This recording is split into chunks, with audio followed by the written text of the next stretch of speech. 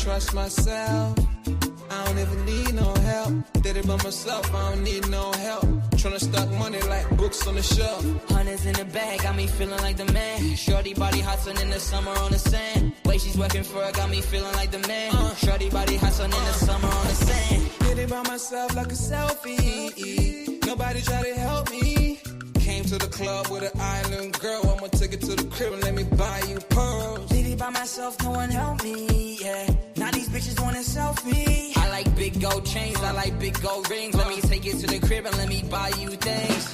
Fell in love with an island girl. I told her only time will tell. She likes to ride in the ice as well. Will it be forever? Only time will tell. Did it by myself like a selfie, yeah. Nobody try to help me, yeah. She likes the ice and the ride as well. Will it be forever? Only time will tell. Big dog status, two-tone paddock. Okay. Stacks in the crib, I got a two-floor attic. Got a two-floor attic, got your girl in the attic. But I'ma bring her right back, dude, don't panic, I'm savage. And nigga, if it's beef, we can manage. I know a couple guys who walk around with automatics. I got big dog status, I ain't playing, I ain't average. I'ma leave you in static, I'ma leave you in static. Fell in love with an island girl.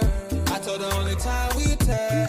She likes the ice and the ride as well. Will it be forever? Only time will tell. Fell in love with an island girl. Yeah. I told her only time will tell. She likes the ride and the ice as well. Will it be forever? Only time will tell.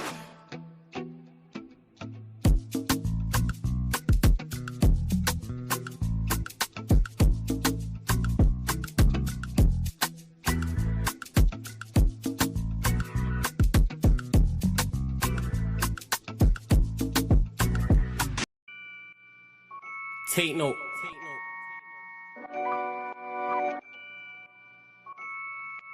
Tino, babe.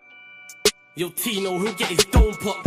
Satin blue on his whip, but he ain't no cop. Don't stop, spray up his motor till it smokes up. Cause what I bought for insurance, I have it wrote off, you joker. Suck on your mum and take note, cause the foreign ring up in his grill. Like grandma stovetop, don't flop. Fuck up the game, like this was Roblox. Oh gunner, running this field, I'm for your walk up. Drum roll, load up a cannon and give her more shots. I put your face on the beam, now you're Zordon. Treat you like an old sketchbook, you'll get drawn on. I lead your girl from the back, I'm that raw blood. Wait, who the fuck feels they could do me something? I'll roll up in your ends with a toolie busting. 32 ugly as shit, like Miss Rooney's husband. Somebody cut me a deal, I'm just too disgusting. Niggas think they next in line, but they ain't doing nothing. Mask on, metal in hand, Freddy Krueger's coming. Tools all up in your home, I'm here to fix the plumbing. House blown, toaster run, leak gas from your oven. Diol on your girlfriend's face, and she best get to sucking. Head game resemble my dad, cause it was good for nothing. Yeah, I'm still vegan, but I'm down for beef. Niggas think they slick with a dialect, but talk is cheap. Watch your mouth, little nigga, because I roll with heat. Top said there's no returns, and I see no receipt. I put your boy in the back, like he was groceries. Riding round with the burner boy in case I find any extendo. Licking off shots until it overheats. No mask, did it barefaced, just so they know it's me. Eyes closed, chest wide open, heart surgery. Usher said just let it burn, let's make it third degree. Niggas think everything's jokes until you shoot his queen. Shot was funny as shit, it barely missed the beam. Wax on, then wax off to leave the burner clean. Then open up the Uber app to flee the murder scene. Waving a stick will make them levitate. I raise a toast in the air, let's celebrate. See a couple holding a blade, like it's wedding day. And yous can leave with a slash, just like wedding cake. Bitches on snap in the snacks. Oh no you ain't, know your place. Worked up flawless, you look like bellyache. Beat my dick all off in the face, and let it detonate. All facts, just ask your mum, she'll demonstrate. Damn right babes, I'm a jerk, just let it marinate. I gave it a beat like I was Penfold. And some retarded head, my tongue's mental. Babes, if you die then you die, cause you was meant to. Nigga, all I do is draw, I'm a pencil. Run up on you niggas like the rent's due. Dude, screwed, if I see food, you're on the menu. Your homies have to find the Dragon Balls to resurrect you. Fuck it, you niggas can all hate. I'm better than all of you niggas I don't rate. If your girl's fit, 4 plus 4, she'll get 8. I'm a chiropractor back, just setting them all straight. Scorps, take note.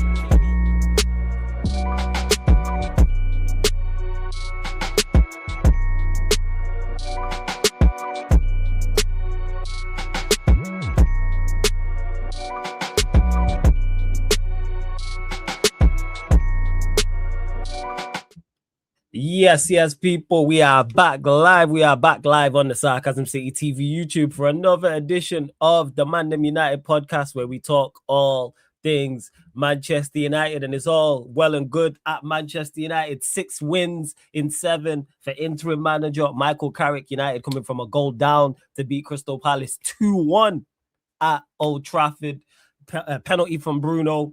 Another goal from Sesko as well. So we'll be discussing that. Of course, United face Newcastle midweek as well as they travel to St. James's Park. But big up to everyone supporting Sarcasm City TV. Hope everyone's enjoying their Monday as well. Hope everybody's good. Hope everybody's blessed wherever you are watching from. You are now in the city of Sarcasm. Please keep all your comments, questions, Manchester United related, please, people. Of course, if you want to make sure we get to your questions, super chat and link for the memberships in the pinned comment. But like I said, big up to everyone supporting Sarcasm City TV. Make sure you pay the tax when you enter the city. Don't worry, it's free. So pay the tax when you enter the city. What I need you lot to do, hit the like button on the video. So important you lot do that. Hit that like button on the video, whether you're watching this live right now, watching this back. Share this out across all the socials and follow across all the socials as well. Yes, it's flawless at Sarcasm City TV. That's at Sarcasm City TV. Yes, it's flawless on Twitter, Instagram, all that good stuff. So make sure you follow, make sure you share out across all the socials. And just as important, road to 17,000 subscribers. Make sure you subscribe to Sarcasm City TV, hit the notification bell, and make sure you subscribe to Sarcasm City TV Extra as well. Big up everyone joining over from Troops TV. Shout out to my G Troop. Shout out Muntz. Shout out Lewis each and every time. Big up Big. You already know. Big up to you. Shout out to Real King. Big up AEM. Also in the building as well. Yeah, Scorps bodied that tune at the start. Shout out to my brother Scorps. First tune was Jody featuring J North Island Girl. Big up to Sham. Good to see you as well. And big up Atro in the cut as well. But like I said, we're going to be here discussing the United Palace game. Of course, looking ahead to the Newcastle game as well. And any other questions you lot have, because Carrick, as he continues to get good results, the case strengthens for him getting the job. I'll send you the link, Kaneki. Give me 1 second. But yeah, big up to my guy Paul in the building. What are you telling me, Paul? You good? Yo, what's going on, man? What's blessed, man? You blessing everything, yeah? Yeah, you know. Listen, we're live. That's the most important thing. I keep telling people, man. Every day is a new day. So take advantage of it. But yo, what you telling me, man? Thoughts on the Palace game, man. We'll go there. Thoughts on the I ain't gonna lie, the Palace game, it wasn't really a good game from us. But honestly, man, who cares? We just get the job done. That's the most important thing. And the last time we spoke, I think we hadn't even played Everton, and it was really about what? Oh yeah, it was the game before. Yeah, you right. Yeah. Big up Eddie in the building as well. We'll go carry on.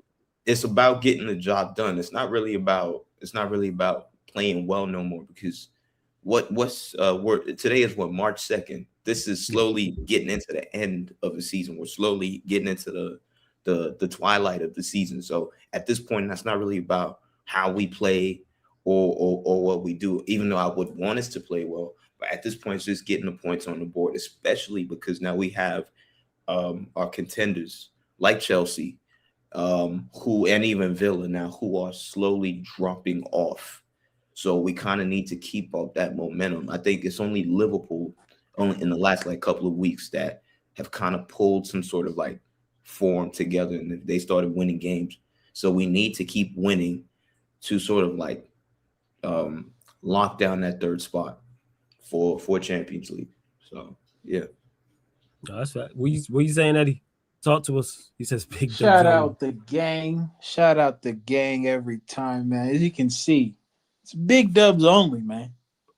It's big dubs only.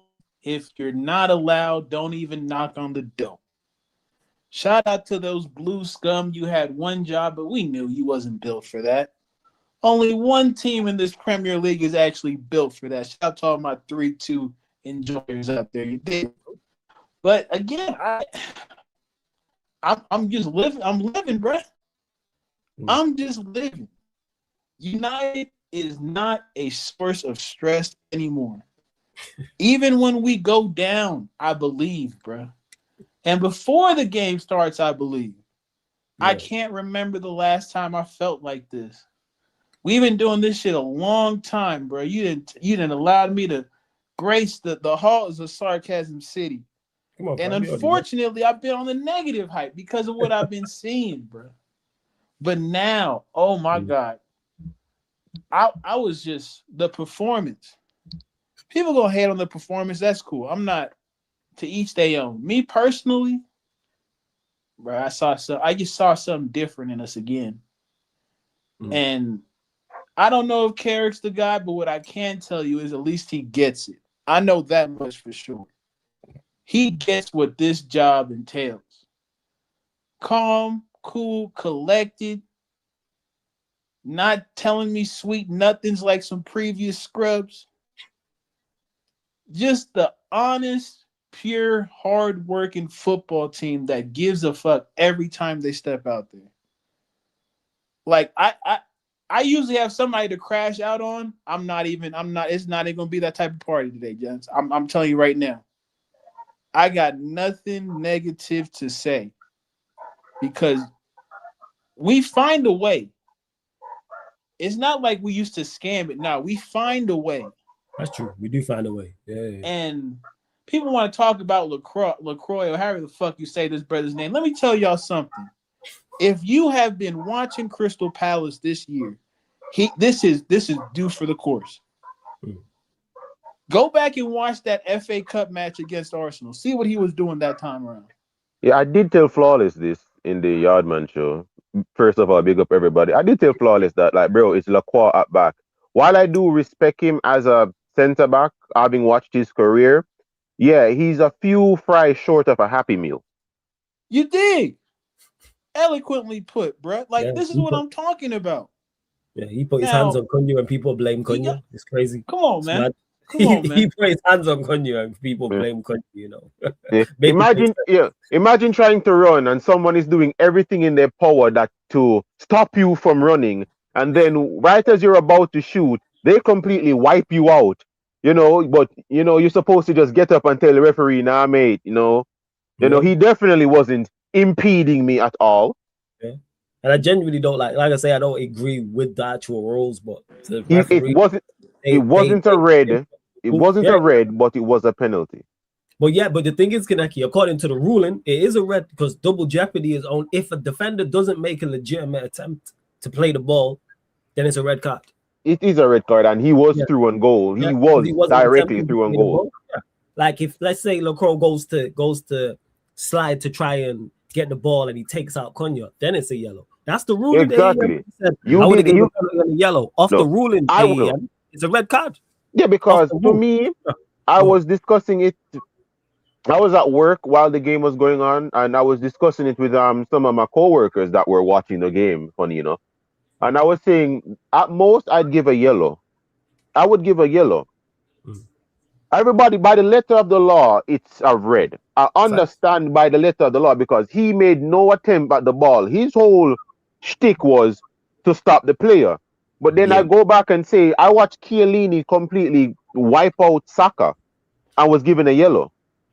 Like, remember, yeah, that's what it was. Remember, Chiellini did the same thing. Granted, he wasn't nowhere near the box, but Chiellini did the same thing and only got a yellow.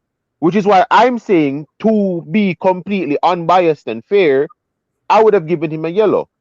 Would the yellow card have stopped Palace from losing? Absolutely not. Absolutely not. I'm going to say one negative thing about it, though, is that we should score more. I don't like the fact that we're narrowing games when I'm looking at the game and we could have easily have put 4 past Palace. That's something. That's go on, Eddie. Go on. That's team selection, right? That's like, I understand Carrick. Carrick is prioritizing work rate, or who he perceives to put out, the hard yards and shit like that. That's why that front three of Ahmad and Mbeumo and Cunha was sticking around for so long, and we were trying to figure out why. No, it's clear as day. And the problem with that is you have a Bruno having to dictate who gets fed when. Meanwhile, all 4 of them would rather, their first instinctual habit is to take a shot. Mm-hmm. That's what they naturally do when they're not thinking about what's in front of them. And so at least Ahmad could provide a semblance of balance in those attacking options, because he's actually the best on the ball, I think, out of all three of them. Like, he can receive, he can dictate, like, he can do his thing. But Cunha and Bruno, listen, man. No, the thing I is this. said I wasn't gonna be negative, but I'm just saying, No, there's it's certain not. things that's testing me. Eddie, don't Right? call critiquing being negative. Don't call I feel, you know critiquing what? being I got negative. you. I'm turning Yeah, into a top red. yeah, Apologies, because people. There was the top red metamorphosis. My don't fault. ask me how I remember this. Okay, don't ask me how I remember this. Paul's first fan calling was literally him arguing about this team and their lack of killing teams off. The first fan calling from Paul, don't ask me how I remember this. I don't even know how I remember this. But it was him arguing about,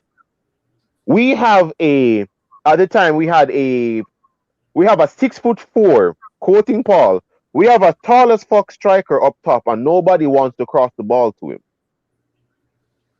Yeah? We have so much elite killers in our team and everybody just wants to shoot first. No one is actually trying to help Man United play better. They just want things to satisfy their own ego. In this game against Crystal Palace, everybody, when they scored, yeah. Chelsea, yes, United are getting Champions League next season, 100%. For sure. Definitely not Chelsea. Y'all are shit. Fuck that.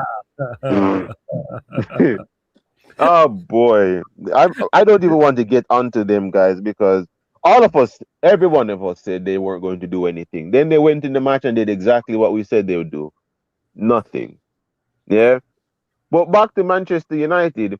When Palace scored, very bad mistake from Lenny Euro. I'm not going to go at the kid because he's trying to develop into the centre back that we need.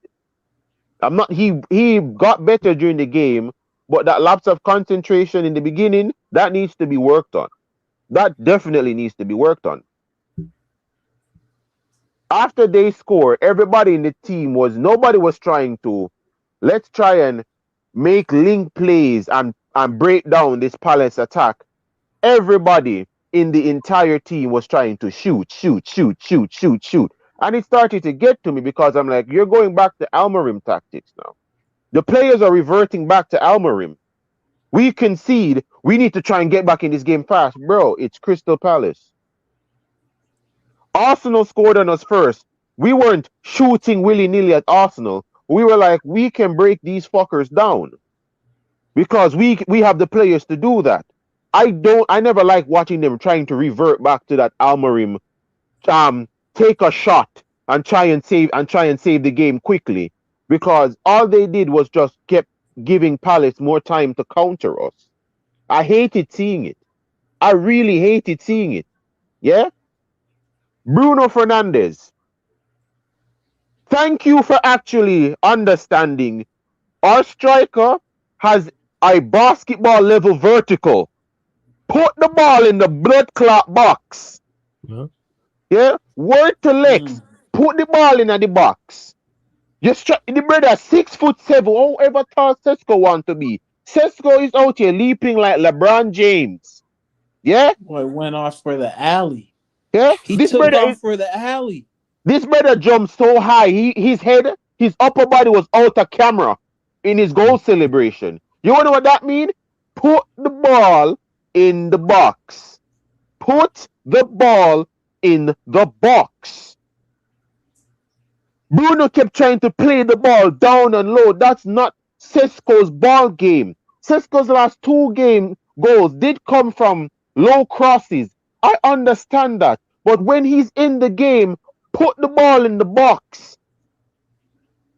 Put the ball in the box. The moment he did that. Sorry, to be fair, some of the problem, as much as I don't rate Bruno, but I think some of the problem too comes from people like Dallo as well, because Dallo can't cross to save his life. Lord. Brother, listen to me. Diego Dello claim he's a Christian, but I know that brother cannot walk around with a cross on him neck. Yeah, we know his limitations in regards to that. And to Proper Chelsea says, please take 49 back. Nah, man, these are yours. No, listen, Proper Chelsea. Proper Chelsea, listen to me. Proper chess. Listen to me. I know how to help you guys get Garnacho better. You need to come here, take Manuel Ugarte, take back Mason Mount, and get Onana. Trust me when I tell you. We'll sprinkle Diego Delo in it if you want. Yeah? With those people at Chelsea, I guarantee you'll see the best of Garnacho. Yeah, all you need is Ugarte, Onana, Mount, and Diego Delo. There you go. That's it. Before you continue, Kaneki. Hey, everyone in the chat, over 120 of you lot in the building, and we're only at 23 likes, yo. We need to get up to 50 likes, you lot. So, hey, run up the likes. 27 more likes, scales up to 50 likes, people, expeditiously. Mods, regulars, get everyone hitting the like button. Subscribe as well. We're one short of 16,410. So I'm only asking for 27 more likes and asking for one more subscriber. That's just one more subscriber. I know one of you lot have not subscribed. 27 more likes. And if you're watching this back after, make sure you do the same. Big up to Sham. We'll get to this. I'll get to yours as well. Vero says, a good start is no guarantee of long-term success. Whenever has stated that Carrick is in the box seat for the job. Do you want him to be your manager next season, flawless? In regards to it, yeah, I agree. Like, a good start is no guarantee for long-term success, but he has done exceptionally well. He's done much better than I expected. He's done much better than general consensus expected. Is he in the box seat? Yes, because he's done very, very well. Yeah, he's got most things right, and he's got most results right. Even when performances haven't been going our way, he's made the changes. So in regards to it, I've been saying this: if it's not Enrique or Ancelotti, give the job to Carrick. They're the only two managers I'm saying, yeah, go and get either of those two that are a statement of intent. If it's not one of those two, I look at the pool of managers and I go, there isn't really much. I think they're good managers, but they're not. No, go and get them. Like we've been linked to like Tuchel and Silva. I don't want Tuchel or Silva. I don't want. He signed an extension for England. Yeah, Tuchel did sign an extension. This is one, so that takes him off the board. But I'm pointing out the fact is, I think the pool is actually. I think overall the managers are good, but none of them are go and get me them. I'm not saying, hey, bring me Silva, go and bring me Glasner or Iriola is the point I'm making. None of them stand out, even though I think they're good. So if Carrick carries on playing like this, why not? If it's any manager, I'd probably want at Man United, it would be Hoynes from Stuttgart. Because, I am tired of this new era of managers that are trying to reinvent the fucking wheel. I've said it before and I'll say it again. Stop trying to invent something that already exists. I'm going to tell everybody, I'm going to make this device that you can put on a building, you can open it, go inside the building and close it, and nothing can come inside the building. Motherfucker, that's a door. I can call it a thingamabobber, a jinky mahook. I can call it whatever the shit I want. There's already a term for it. It's called a door. All right? It's called a door. Oh, I'm going to put something in front of the door, so if you don't have access to it, you can't get to the door. Fucker, that's a gate. That's the gate. That's grills. Reword it as much as you want. It already exists. I don't want any manager coming here trying to be like, I'm going to play with a box-to-box inverting right back, an underlapping falls left back that moves into the cam position in possession. Yeah, but let me get. I don't want no inverting goalkeeper, bro. What are you saying about Carrick? Where are you at with it? This is I'm not like that continues to. It's going to continue as Carrick. If Carrick continues like this, the conversation is going to carry on as he strengthens his case. Where are you honestly, where I'm at with it right now is get us top 3, right? Mm-hmm. Get us top 3 or whatever. Just get us back in the Champions League. Mm-hmm. And honestly, that's it for me. Get us back into the Champions League, and that's it for me. Because I don't look at any other candidates, and I'm just like, there's always a risk with whether it be Glasner. I mean, I'm off the Glasner train, like I told you before. No more back 3, bro. Please, yeah, no more back 3. I'm cool with that. Tuchel's gone. Didn't even want him in the first place. Nagelsmann, I'm not a fan of, but he's not even available anyway. So all of these other managers, I know, Connect, you mentioned Hoeneß from Stuttgart. Again, some of these managers, especially coming from some of these other leagues, I don't know. There's a bit of a risk with them. I'm not saying Honus might not come into the Premier League and No, smoke it up, but I'm no, just, Paul, you have all you right to know, say it, but the thing is this: why I say Hoynes is not his ideals is literally we're here to win. mhm, There is no tiki taka inverting counter. It's just basic. He adapts to the players and plays an aggressive attack like what we used to do back in the early 2000s. It's the only reason why I'm saying Hoynes. It's not because of he's going to play possession based football. We're going to keep the ball more. I'm saying him because his mentality is the mentality I grew up watching Man United with, Real yeah, Madrid with. It is my goal is trophies. My goal is win 3 points. That's it. It's 3 points. That's the only reason why I brought him up because I realized the last managers that I've been looking at right now with ideals are fuckers that are trying to reinvent the wheel.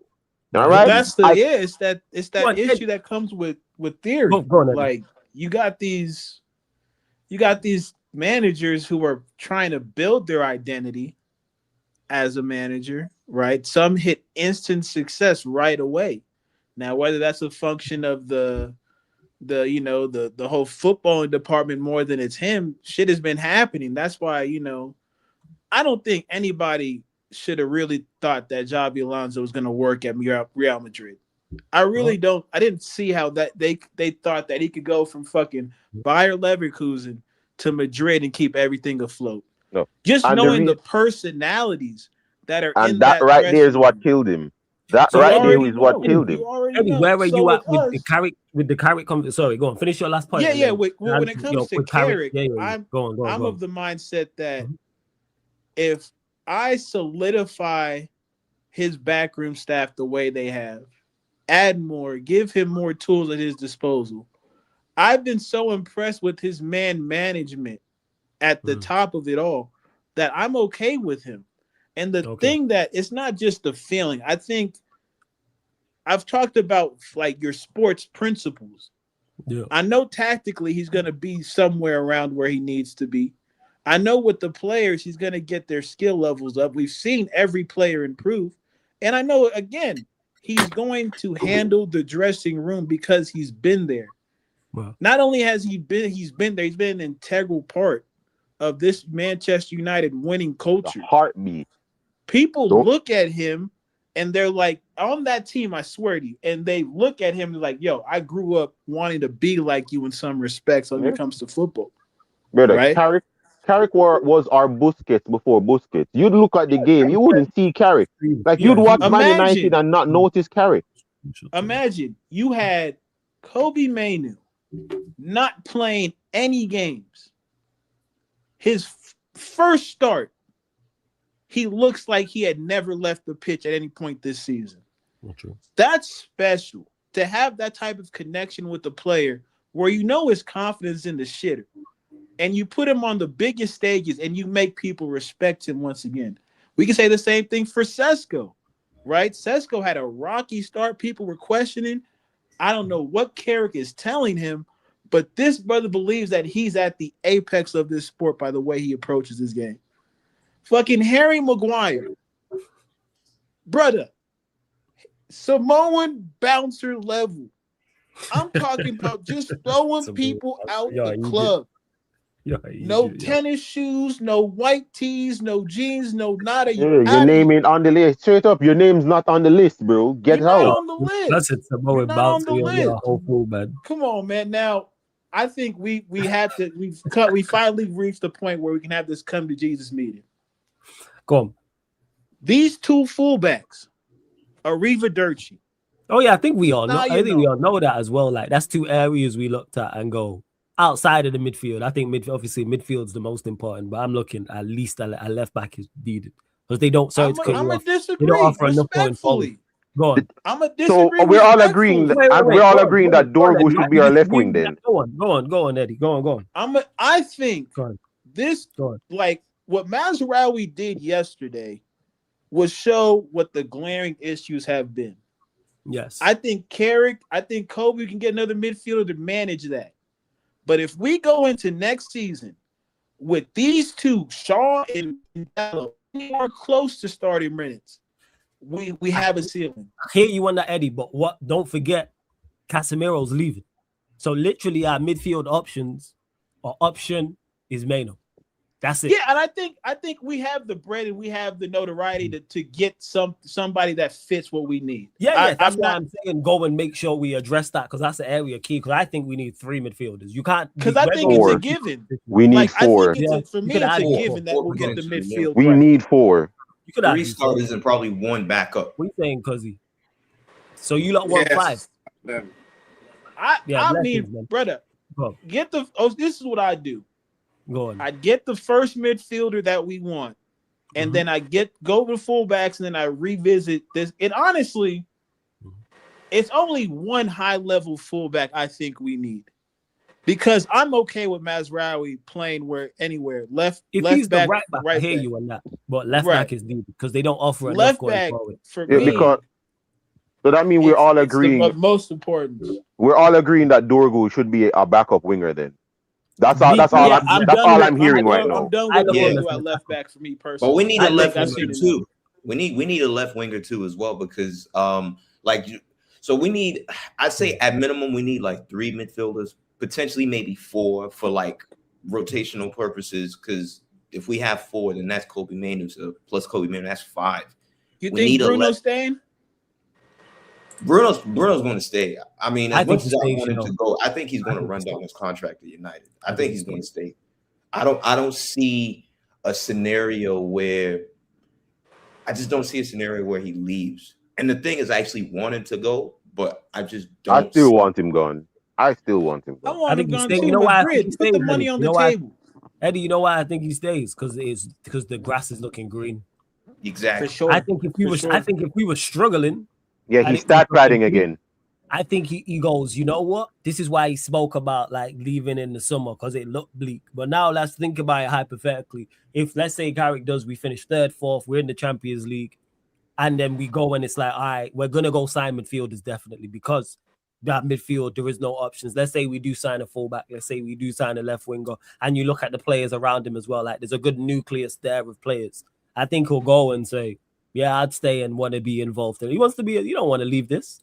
I think he was willing to leave. Look how bleak it was in the summer when you look at it under Amorim and what it was looking like, and also where he was playing and how he was performing. And granted, I don't even think that was on him, like putting him in the pivot. And next season, you don't know what could happen next season. Like we could, if we what we doing, Paul? Listen, I'm not listening. Go on, Paul. What we doing? Let's just relax on what I'm about to say now. You don't know what can happen next season. We could be in the title race. I mean, we just could. I don't even know why that's such a crazy thing to say. It's just I didn't say it was crazy. I just wanted to hear what you was gonna say when you said we got used to be the standard. Yeah. Exactly. Yeah, Paul. I'm watching Premier League season reviews and stuff, and I'm just like, wow. The euphoria of just being in the title race every time having to win just so you can keep up the pace with with Chelsea or Arsenal who's at the top. Like we need to get back to those days. Paul, the thing is this, Paul. If we change, as I talked with Flawless, if we change 4 matches from December to January, we're 4 points clear Arsenal. We can't have if we change 4, we can't do that, bro. If we change 4 results, we'd be 4 points clear Arsenal. 4 results. What if it will forever kill me? I'm not gonna lie. That the will what forever if will kill me, especially when you look at games like Fulham. You know, Fulham. If Bruno scored that penalty, we beat Fulham 2-1. That's the second game of the season. Mm-hmm. The one we played. Like there were so many games under Amorim where I'm like, we should have easily won some of these games. You gotta let it go. You gotta let it go. The Bournemouth 4-4, losing. The Bournemouth 4-4. The losing to 10-man Everton. Yeah, the draw to Nottingham Forest. Peace, please. Can we protect my come peace? On, bro. I'm not trying to go down. I'm ready on this because I've gone over this. Cuzzy, what are you telling me, Dazzy? You good first and foremost, yeah? Yeah, man, I'm good, man. It's good conversations to be having. It's positive, man. Again, it's positive. Being 15th, so I'll take it. Where you at? Serious, the ManDem United ain't been this stacked in a minute in terms of panelists. You can tell United are doing well. Where are you at in regards to the Carrick conversation? Because obviously, as he continues to get results, it further strengthens his case for the job. Where are you at with it now? I'm kind of like I'm kind of indifferent about it. I don't have a like. I'm not swayed one way or another just because if you're talking about him being Manchester United manager, like there's other aspects to being a manager that we just haven't seen yet. So it's for you to say if you're Carrick in, it's just because the recent performance, the recent results, like we haven't had 5-game winning streaks or whatever. So that's what like is gravitating you to Carrick. If you're kind of not sure on Carrick, it's probably because Ollie has kind of stained your head that like it's gonna go tits up in it. Well, he's fucked it up. Well, he has. If I'm Carrick, I blame Ollie for most of this. Sorry to cut you off. He's fucked it up for all of you. Though. It's like when you're at work in a job and you get your brethren a job there and then he fucks it up. He then fucks it up for any other recommendation. That's what it is. But go on, carry on. Now, because it don't matter what to some people, it doesn't matter what Carrick does. Like, there's gonna be like a point where like it can't get better than what it is. So I feel like there's some people that's apprehensive. There's some people that because we ain't used to winning, they just want to gravitate to Carrick. But to me, there's so much different aspects to being a Man United manager that like you can't just because we're on a good streak. I don't think you can get carried away and give him the job, to be honest, if I'm being real. Because, like, we don't even know how he'll deal with, you know what the funny thing is with Man United? Every season, there's always a bad egg in the team. So we don't know how he will deal with the media when it comes to, I don't know, like someone running up a scandal. Like, how would he react to that? Do you get what I mean? Like, after a transfer window's gone past, how will he deal with, like, when he has 2 players for every position? How does he deal with that? Like, there's different aspects to like being Man United manager that he just hasn't seen. How's he gonna cope with 2 games a week? How's he gonna cope with that? Do you know what I mean? These are conversations. But let me ask you: do you trust him to do those things? The things you're talking about, I agree with in regards to maybe dealing with a loss, 2 games a week, squad rotation, a player being unhappy, etc. But off of what he's done so far, do you look at it and go, even though it's tough, but you can only judge him off what he's done, do you go, all right, do you deal with these things well? Yeah, if you're being fair, you would lean on yes, just because. And to me, I like my manager to kind of be like, just like transparent in it. I can't remember what game it was. I think it might have been against West Ham when he admitted afterwards, I left it a little bit late to make changes. Was it West Ham? I want to say it was West Ham. Yeah, probably would have been. It was the West Ham game. Would have been West Ham. And that was a breath of fresh air because obviously Amram would have just told you don't know what you're talking about. You get me? He would have said, you don't know what you're talking about. I can't make these changes at this time. But Carrick was just like, you know what? Should have been a little bit more adventurous. Should have made a change. You get me? So on that, and since then, if you notice, every time we're in the position where we actually need to like be more forceful in the game, he makes changes quick. He don't really wait. So on that, like from what you've seen, it's all like it's positives. It is positives. And to be fair, like if you never give him a chance, you will never know if he can do it or not. Do you know what I mean? True. So I don't mind Carrick being the manager, but in that same token, they just need to heavily finance this squad to kind of. Yeah, they need to back him. We know that in the summer. Whoever the manager is definitely needs reinforcements. Yeah. Where he's inexperienced, that's where like the recruitment needs to help him because he can't. I don't think you can give him like 20-year-olds. Do you know what I mean? Like, and then ask them to like roll. We finished 3rd. Now we want to kick on. You need to like give him like proper ready-made players. That's my opinion, anyway. Yeah, I think they've shown that. I think they've gone, Paul, but they have done that in the window. I also think with people, I feel like people also need to. I'm not saying anyone on the panel has done this, but I feel like some people get scarred from the Ole Gunnar Solskjaer comparisons, and I'm just like, I really do feel like this is different from Ole's situation because Ole, to be fair, was carried by, no pun intended, Carrick and McKenna. They was the ones who was doing the coaching. So I honestly do feel like his sort of scenario, his sort of context is actually different. He's actually gone down to the championship and he's actually shown that, he could, get the minerals out there, down there with Middlesbrough and everything like that. So I think if he could just get us, we can hear you. You good? And if he could solidify us, get Champions League, we invest heavily in the summer. There's no reason why he shouldn't be Manchester United manager, in my opinion.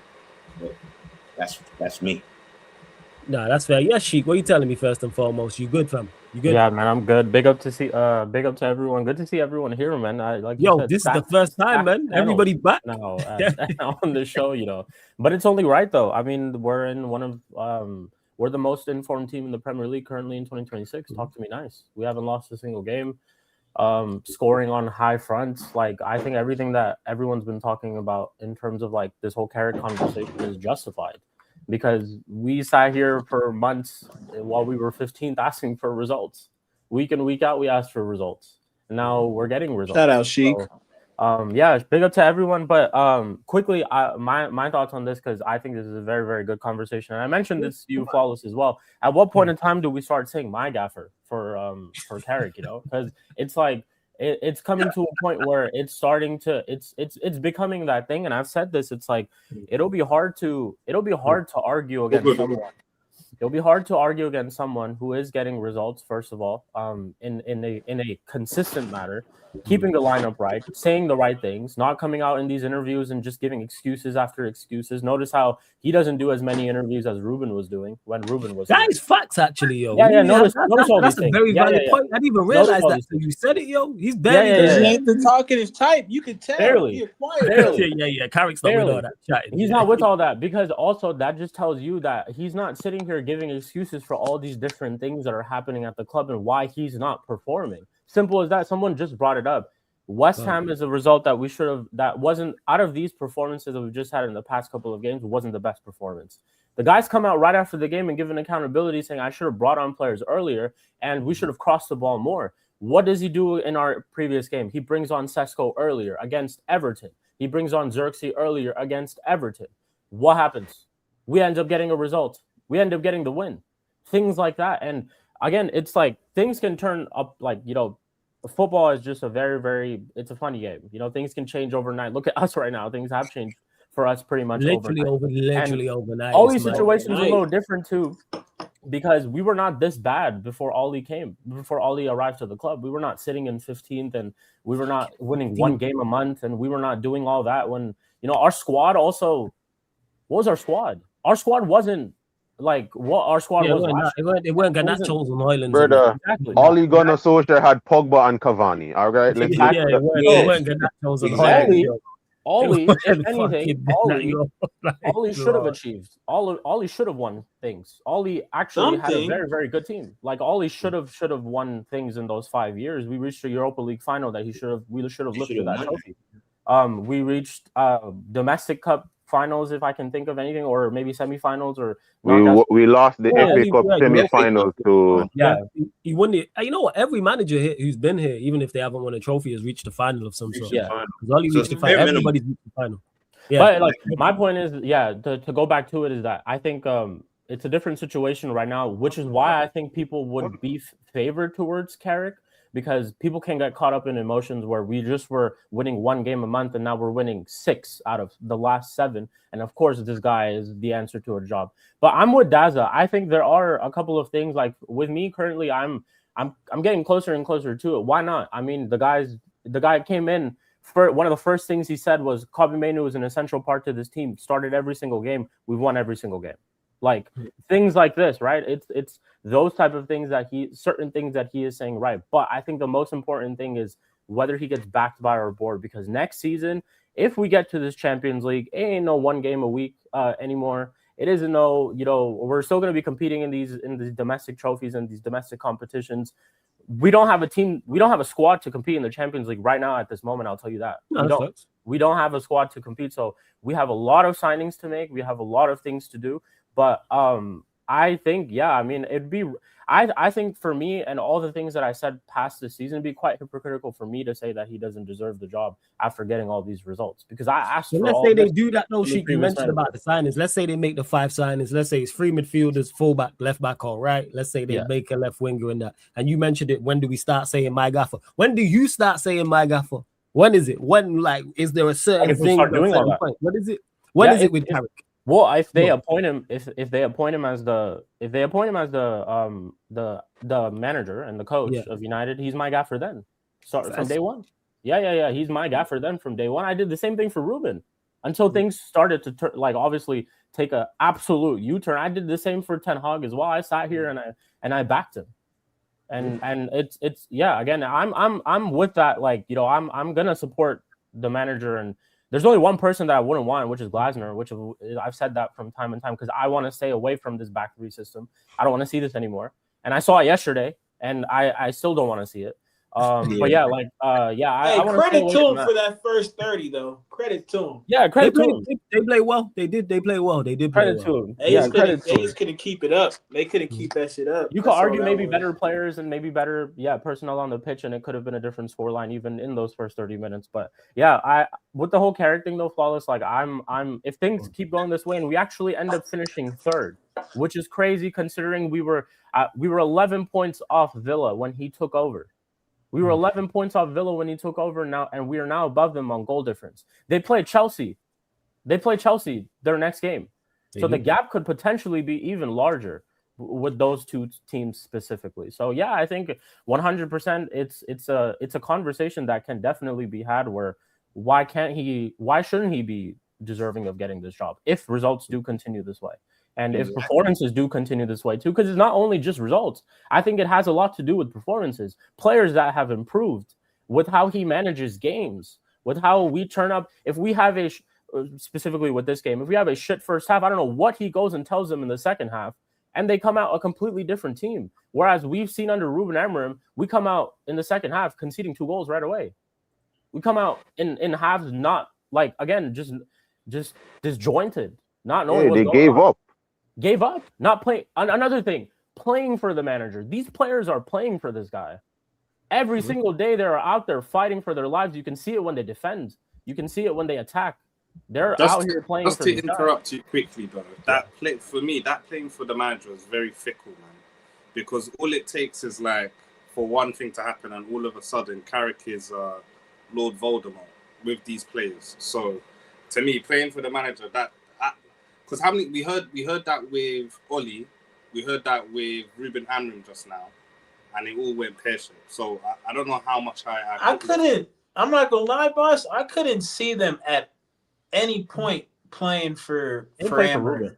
Yeah, maybe the Portuguese brothers, but that's because they're tryhards.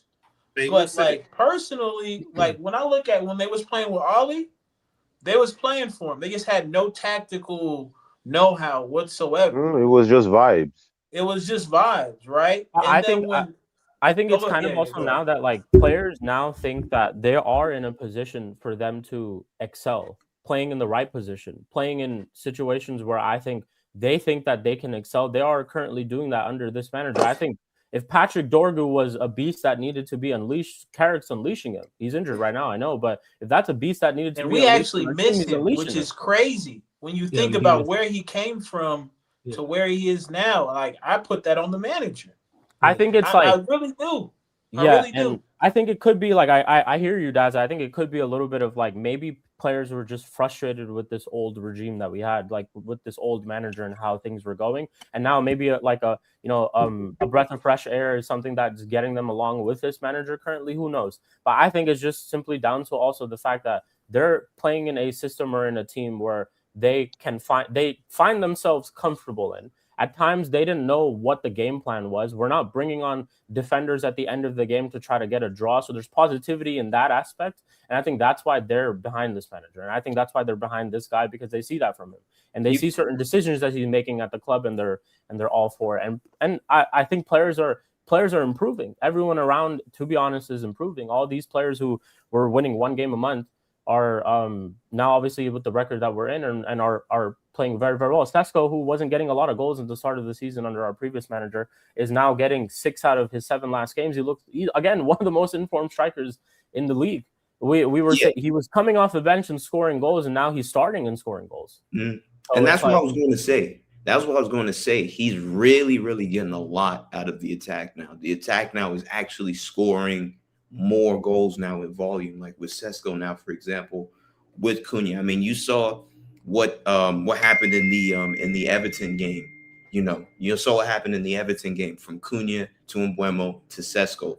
Like at the end of the day, our our attack now is it's really like it's night and day compared to what it was last year. You know, so I'm just really happy that he's really getting more out of our attack now than who. So. Yeah, who would have thought that attackers who had succeeded here, if you actually put them in a system and give them a platform to succeed, we know Bruno can get goals and assists. We know Mbeumo can, and we know Cunha can. That's 3 to 4. We've watched this. We've watched those 3 right there that I've just spoke about all get goals and assists in this very league. You don't have to worry about them to adapt it. Like, we've watched Bruno do it. If you total up their numbers from last season alone, just those 3 I mentioned in this Premier League, guaranteed it's a lot. And then you add in Ahmad into that. You then add in Sesko. You then put Maino back in there, and you put Casemiro back in there. All of a sudden, you can create and score goals. How many goals we got under Carrick in the cell? Is it 14? I think it's 14 goals. Didn't we have some conversation about like how is it 16? Something like that. I'm gonna double check. All 3 of them. I think we had a conversation at the beginning of the season when we got these 3 in, right? Well, about what the total goal and assist output would be. Yes, but I can't remember the number. Conversation. I can't remember. Right, and I'm just looking at that attack, and I'm thinking we have to factor in who we have coming off the bench as well now, especially if we're talking about next season and having big goals. Like, bro, we have options, and we have a lot of options who aren't afraid of the moment. Like, even I think he's still on his red card ban or whatever, but Shea Lacey showed me some in his small little cameos. He's just injured. He's injured. Okay, so that makes He showed me some in his small little cameos, right? Like, so every one of them seems to have a level of confidence when they step on the pitch. That's, I think, the most alarming thing. Like with Carrick, the thing is, like, there's vibe, but there's also tactical principles. Like the way we press and keep the shape, the way all of our attackers in some way or another actually are scanning the pitch, I put that down to him. Whereas when you just had Amram throwing long balls into channels, like, that shit was basic. So with Carrick, and, the conversation is always going to be there unless they give him the title. To be honest, just be real. Unless they come out, stamp it, like maybe tomorrow or something. I'm not saying they'll do that, but the conversation will always be there. Yeah, the best thing he can do is make it hard for him to make a decision. Yeah. And I think if we live with that being the kind of like just being where we are with Michael Carrick, I think that's the most level-headed approach. And this is not even saying about, the decisions we made with Ollie, because that shit's in the past. And a different regime, and like it's totally different how we're operating now. So for me, he's given himself a great chance to get the job. And I think we all can sit here and say that. Like, I don't think that's crazy to say, like, if he got it, it'd be off a technicality. Because I think he's shown a lot of things in this time period that he's had. It'd be deserved currently. Because if he had done awful, we'd be talking about why he should have gotten the job. He should have never gotten the job in the first place. The biggest thing is that he's over-exceeded everyone's expectations. I don't think anyone had us going on this sort of run. Like, he's over-exceeded everyone's expectations. For me, I'll tell you, I'll speak for myself. He's over-exceeded my expectations by a mile, bro. Like, I did not think we were going to... I said this when Ruben got sacked. I said fold the season for me because it's done. Like, I had nothing more to look forward to. The team that we had at that time was the team that we had. I didn't think, honestly, I'm not even kidding. I honestly didn't think we would be sitting. After the Everton game, I didn't think we would. After that Everton game, I said, once you just keep us in the top 8, if you just keep us in the top 8, that's okay. That was where my my write-off for Carrick was, top 8. Because I looked at our next fixtures, I saw Manchester City, I saw Arsenal. Granted, I said we'd beat Arsenal because I just don't like those guys. But I said if we can just leave the next 5 games with 6 points, that would be a win. For me to sit here and tell you I fucking hate Wan-Bissaka because he ruined everything. Man. We could have been 7-7 if it wasn't for fucking freaking raised you. that goddamn. We don't. Like, you know, we could have been 7. Who would have thought We that? could have been would have been 7-7 In if it seven. wasn't for thought that would have flipping been a 7. Mbaku at right back. 007 to 7-7. 7. We used to Yeah. do shit like 007 to 7-7. Yeah, think about that. You're right. I'm looking at numbers. Bro, I'm looking at this right now, and it's something I've seen a lot of things in this fan base, and I'm going to address them right now. Y'all need to shut up about Kobe Mino. Because when we had a midfielder that was out here unlocking teams from deep, you hated him. Oh, Kobe Mino is just passing sideways. I'm like, yeah, Liverpool had James Milner doing the same shit. You want to know what they did? They won a league and a Champions League. When you have somebody in your team that doesn't force the ball, Kobe Mino passing sideways. Do you know how much time he killed Crystal Palace counter-attack because he just passed the ball sideways? Keeping the ball is a problem.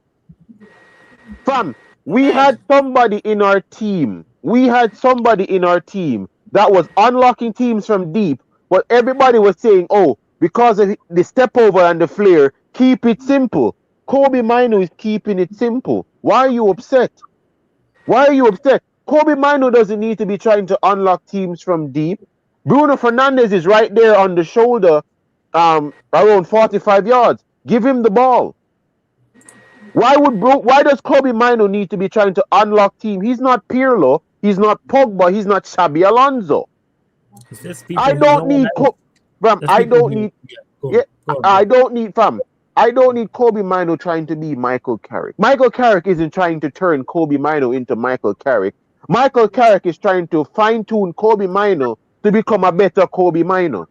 Yeah, he's playing to his strengths and like exactly to his game, which is I'm looking at this entire thing and I'm like, one, all right, how we're playing is sustainable. Has anybody realized that our goals are now carbon copy? All of them are repeatable. All the pattern of play that we thought were one off, we're seeing it consistently in games. Yeah? The 1-2 pass to play out from teams' presses, that wasn't a one-off. We've seen that in 7 straight games now. Yeah, it's crazy. It wasn't just Arsenal, the Cunha Bruno, Luke Shaw Bruno. We've seen that consistently now, motherfuckers. That's 7 games straight we've seen our team one-touch football playing through presses. If this was under that other idiot, yeah, we'd have lost 9 games out of 7. Don't ask where the other 2 L's come from. Almond would have found a way to lose 9 games from 7 matches. All right? What's going on right now with it? I'm not overhyping Michael Carrick. It's 1 game at a time. Michael Carrick's job. Well done. That's it. Michael Carrick isn't here. Michael Carrick isn't here trying to implement a new footballing style, change the whole club, trying to make. Michael Carrick is not doing that. The pressure on Michael Carrick right now is just get us into the Champions League. That's it. Michael Carrick, I've seen him under Jose Mourinho, he's not a manager that's going to try and reinvent shit. Michael Carrick came to Man United and said, okay, we play this way, and I want you guys to do this. That's it. Michael Carrick isn't out here trying about a freaking box-to-box goalkeeper. He's not trying that. This brother look at Yamel Lamens and says, I need you to just save. Just save. Well, hold on. Can we just get some, like, we need a deep dive into something real quick, man. Go on, Eddie. Hey, all you motherfuckers trying to get these highlight clips on my goalkeeper, cut it out. I'm not liking everybody want to just pull out their greatest goal they've ever scored against my goalkeeper, bro. It seems personal. Let my guy eat, man. My guy is living. He's doing his thing. He's United #1. Y'all trying to take that from my dog. It is not his fault. So y'all gotta chill, man. I ain't seen that Brazilian kid came out the other day, bro. Yeah, it's ridiculous. This header. It's incredible. People ain't talking about it, but the header from Lacroix was ridiculous. That is he caught the keeper. He caught the keeper. These are the growing pains of Euro. Just to speak on that goal real quick. Yeah, you got to stay attached, bro. You got to see man. You got to see ball. You got to stay attached. Like every now and then he has that one. Like he has these lapses. You know, like that little lapse he does. Bro, I like Euro a lot. He's such a good player, to be honest. And I think he's caught up to the speed of the game. Right, he's caught up to the speed, but the physicality is giving him a bit of an issue, in my opinion. Like, it's like most times too, like he'll make a mistake, and after that he'll respond very well. Like he'll play very well after that, and that's happened most of the time too. But this lapse and stuff, and I'm not saying he's bad. Like I'm not cutting him off or slagging him off or saying he shouldn't play. It's just like just maybe you know. And another question to the panel: Are we sure? You know, we feel comfortable with what's going on with DeLitt, or would you get another center back in the? I'm very concerned. Very concerned. Extremely. This right here is something that I brought up with Flawless. Of DeLitt is going. When DeLitt comes here, if we can keep him fit, he's going to be monumental. But the moment he ends up picking up any type of injury that relapse with previous injuries, we're fucked. It's the same with Mazuari. That knee injury that he got that end up relapsing on a previous injury. That is what happened with DeLitt. It's an injury that's relapsed on a previous injury that he got before. Definitely. I'm not going to be worried overall about him because when he's fit, he stays fit for at least 4 or 5 months. You think we'll see him again this season? We will. We should. We will. And I trust Michael Carrick not to force him back. Yeah. But I don't think we do. I don't think we need to force him back because we actually have playing well. Center backs are playing well. In that position. So I don't think we. It's like I think. Speaking of center back, shout out Heaven for that tactical foul as well. Yeah. A lot of players. Our players lack that type of intent to just take one for the team. Shout out Heaven for literally just saying just nipping that attack in the butt right there. Like no set piece. We defend the set piece, got the ball, and just kept it. I agree with you, man, saying that our centre backs have played well. But the only thing I would say is that Maguire came off. I can't remember the reason he came off, but Maguire came off, and now we have a centre back partnership of Euro and Heaven. That only bangs on career mode for me. Innit? I don't ever do the under 22, under 21-year-old centre back. I hear it. You get me? If it works, you get me? We're on to sign for the next 10 years. But for me, that's so risky. I think it can work. I think Heaven and Euro could work. Only thing is, I wouldn't do it now, especially now you're trying to chase. You might have to do it now. Yeah, because the injuries. Yeah. What was the Maguire injury? What was it? Do we know? I don't know, but I do. The game before this last one, he came off holding his hamstring. I remember that. Like he was holding the back of his hamstring. So it might be something that he's just trying to look after. He might be going through something, but he's just trying to get through it until like more recruitments come back. But that's what I'm saying. Now we might actually have to do a Heaven in Euro and like Martinez could be back though. Martinez could be back. How long is Martinez out for? Is his injury? I don't think it's that serious. Hey, if anyone is no, please. Yeah. So would it be Leach and Euro? Yeah, probably. Which I'm cool with. Whatever the pairing is, I'm cool with. I do agree with Dazer in regards to Euro and Heaven is not ideal. But if that's what we have available, if all the other centre backs are out, throw them in at the deep end, swim. That's what you're here for. In the world, I agree with you. It's far from ideal. But if they're the only two available, we might stumble across something, or we might figure out, hey, you know what? Let's make sure this don't happen again. But they need to learn. Just the physicality. Not like they're playing bad, but like, it's they'll learn. Well, like I said, I think to your point, Claus, they've already been thrown out there last season. Exactly. Yeah. I'm talking about in particular those two together in the 4. It's different playing in the 3. In a 3, yeah. But if you think about it, like going, if you think about going, sorry, Paul. If you think about it going forward quickly, like we're down to our 2 last centre backs, and we're only playing 1 game a week. A week, yeah. Think about it. Like that's actually kind of mad. So like next year, when we're trying to juggle Champions League, Premier League, there might be a Carling Cup match in there. Like what then kind of thing. Do you know what I mean? That's why recruitment is so important because I would get another centre back or just off the strength of that. But then, like, you actually have to get the right guy. You can't just get someone who has got history of getting injured. You need someone that's durable.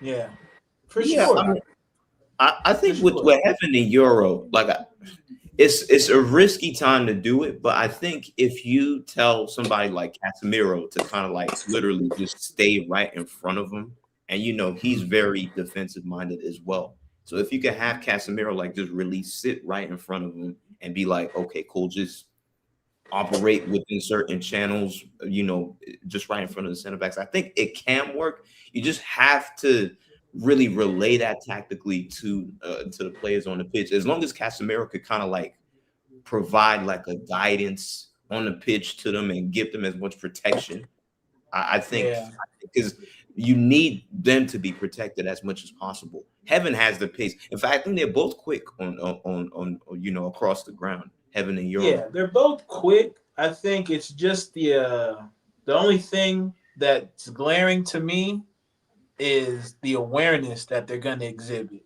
Because I've seen Heaven get lost in the game. I've seen Euro get lost in the game. What if that turns into 20 minutes of them fighting for their lives? How do we, as a team, kind of provide them cover? Because, again, they're young, right? Unless you're, like, top of the top, like, actual level, which is rare. Like, Yamin Lamals don't come around every so often that they're, like, 17, 18, just knowing exactly how to handle themselves out there. Like, them, you can see the growing pains. Now, is it a partnership that I want to see in the future get a lot of run? Yeah. Because I think both of them on the ball can provide something that the two in front of them can't. I think their calmness on the ball can actually help us play out the back a bit better. But, yeah, that brings up a good point when you talk about who these guys are, right? Because there are players who just cannot stay healthy. They can't be durable. Yeah. So when you get them, it's just you hope that game they're on it. The next game they're on it. If they drop down, I have somebody who can fill their responsibilities. And so, I didn't even think about the center back shit because I think it probably should be up there too. Now, will we get it done? I don't know. I can't because again, it's my like team you said, it's those they're the key ones in that scenario. Two. Those two, Martinez, like if they stay fit and available, I'm with it. But because all three of those guys get injured. Martinez, Maguire, De Ligt. They all have a history of getting injured at this point. We've seen it. Well, especially for Martinez coming back from ACL. We should have known that the muscular things were going to happen because he's not yet at his, I want to say, like, he's not functioning at the level he's used to. So he's probably overexerting himself. And that's where you see the muscle things like the calf, the hamstring, and De Ligt.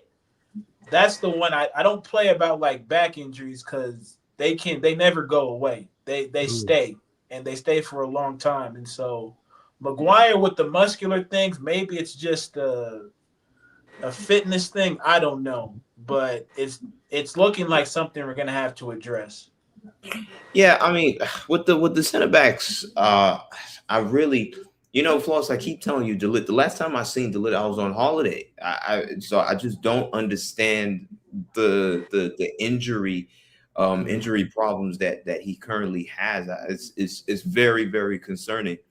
With Martinez has always been an injury doubt ever since his first season when he played well and then he had that injury from all those years ago. That was when it all started. And Maguire, who was he never used to get injured before. I think now, I guess old age is creeping up because he's 33 now, 34. No. So now you can see that. Hey, my fault, fellas. I got to cut. I'm sorry. Big up yourself, Eddie. Big shout out to all y'all, man. Big up, Eddie. I'm gonna catch y'all in the chat. Yeah. The thing with it, I'm not only going to blame the age of it. It's something that's always been consistent with Man United in a sense of the moment we have a player that starts playing well and become a key player into our team, they always get injured. The only person that's never happened to is Bruno Fernandes. Yeah, and that's because and that just proves when I tell you before. When the moment we have a player, we have Cavani that's had a very good injury record. Cavani started what? What was that? 8 goals in 11 games, injured. Anthony Martial, the season we are under Mourinho, the 17-18 season, the goal against Spurs, the performance against Arsenal, injured immediately. It's something that I've always paid attention to, and it's something I've seen as a pattern. Mazawari started to become a key player for us, picks up an injury. Casemiro starts to pick up. I've never seen Casemiro pick up injuries like that at Real Madrid. I've never known Casemiro to be picking up that much injuries. Man United, key player injuries. I don't know what's going on that always leads to that, and it's very concerning because it's not normal injuries that they're picking up. It's injuries that when they come back from it, you literally watch them lose like a yard of pace. Yeah. Medical department. I don't know what the medical department is doing every time. Like Ralph Ragnick told us how bad our medical department is, and every time I look, it just proves that he was right. Yeah. About them. I don't like it. I don't like it because it's concerning.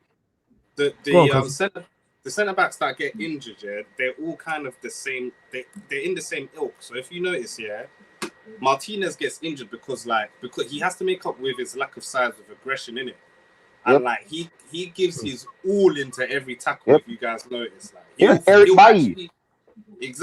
throw himself into the player. Challenge. You get me? Like De Ligt is the same way. Like De Ligt actually, when De Ligt's defending, he moves like a madman. Like he'll try and shepherd the ball out, but at the same time he's fighting someone. So all of them are kind of the more aggressive. They're the aggressors. They're the one that tries and they're more of a stopper. They try and stop. Exactly. The moment they see issue, they try and stop it. Whereas it's Vidic. A bunch of them, man. I guarantee you, if you compare now in the next 2 years, Euro and Heaven, they're hardly going to get injured. Obviously, being younger does matter, but that's because they're more sweepers, innit? So Euro just assesses what's going to happen. Where's the danger? Let me come and collect. Heaven does the same thing. Like, where's the danger? Let me come and collect. They're not going to go gung ho, which is why I know for a fact. Like next season, De Ligt and Martinez, they're going to get injured. There's no two ways about it. Like, but it's just the way they play.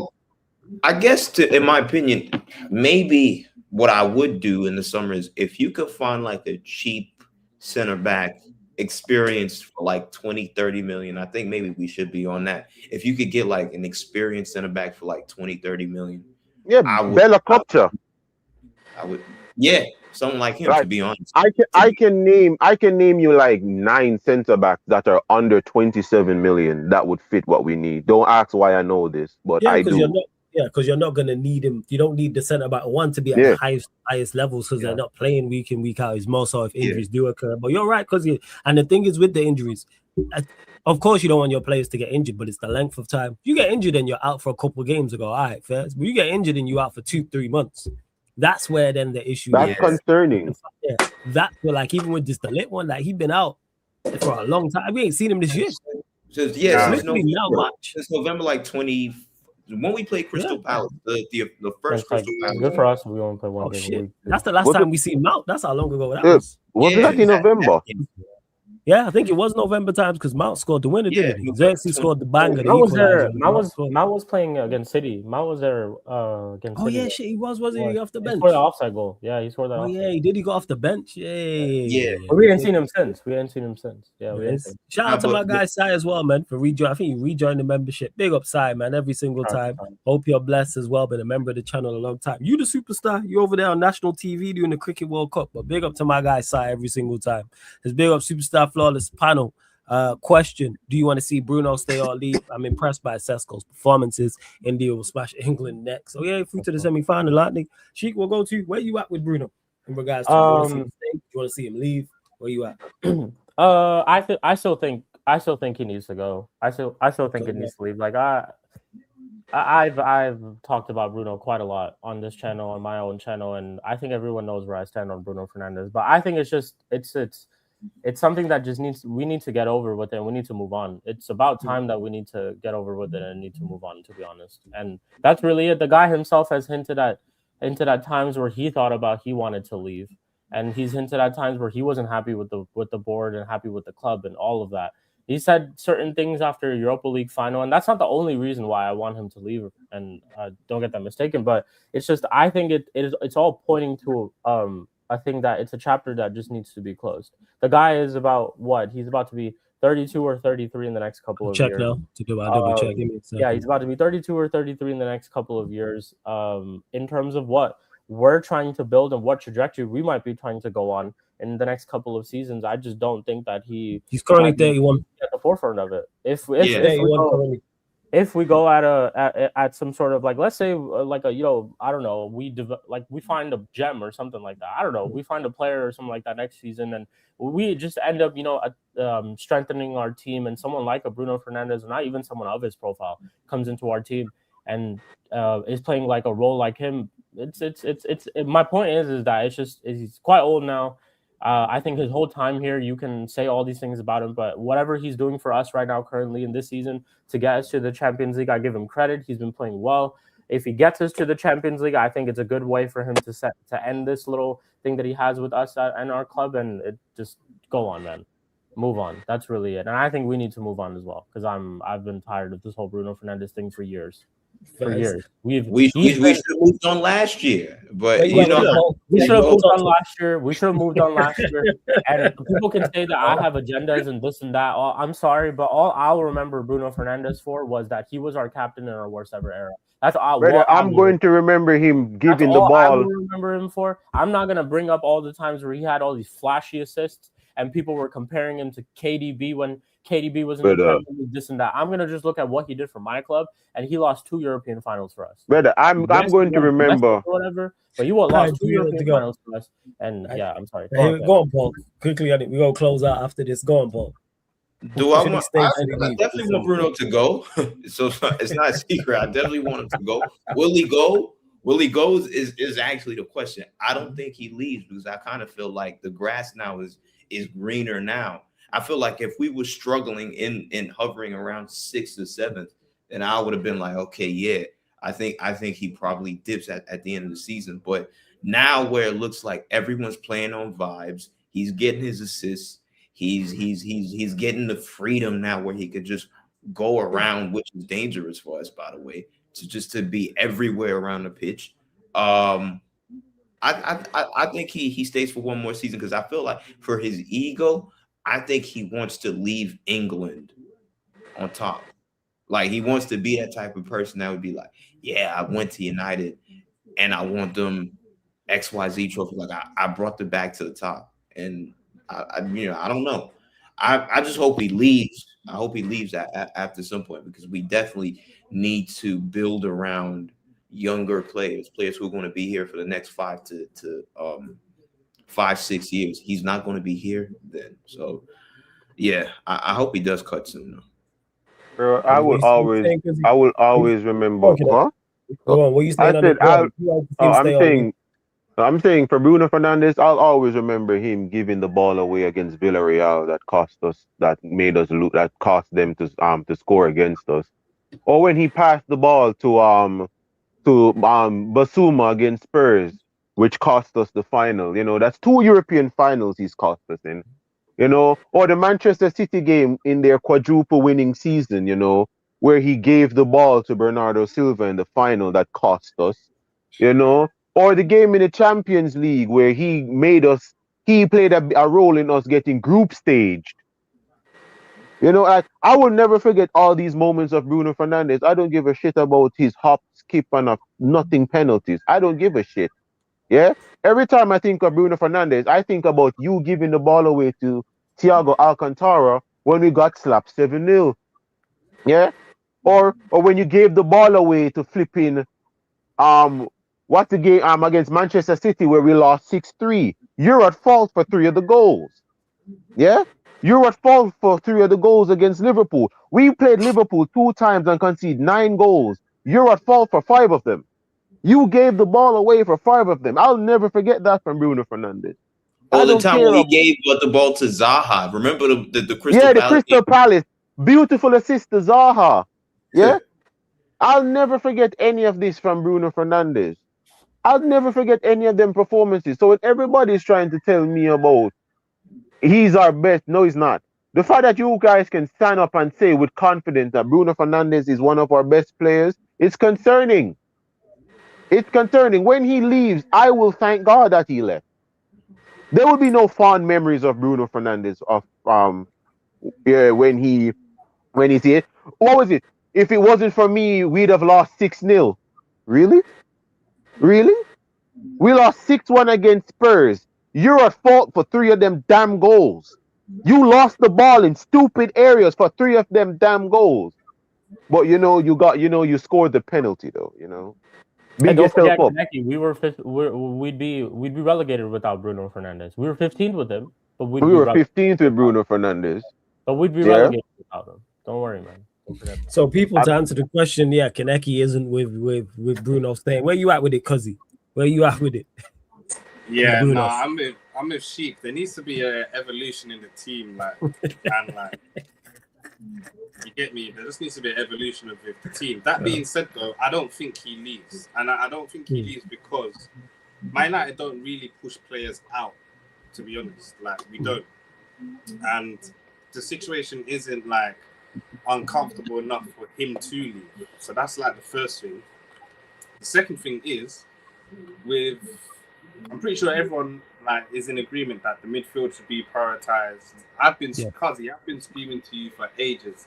We need a new left back. Luke Shaw's not here. I've been screaming it from now everyone's catching on. I don't know why everyone's only catching on. The guy hasn't been match fit for 3 years, bro. He don't like running up and down, and he's a left back. It doesn't make any sense. So we need a new left back. We need 2 or 3 new midfielders. Yeah. And then you need minimum to take into consideration if someone like Xerxes says, yo, I want to go back to Italy, we're going to need a replacement striker. So there's just going to be much more priorities than Bruno leaving. So I think all things point to him being here next season. After next season, though, it'll be interesting once Cole Palmer makes enough noise that he wants to leave what Man United does. I think that's when it will get interesting. But as of right now, I don't see us.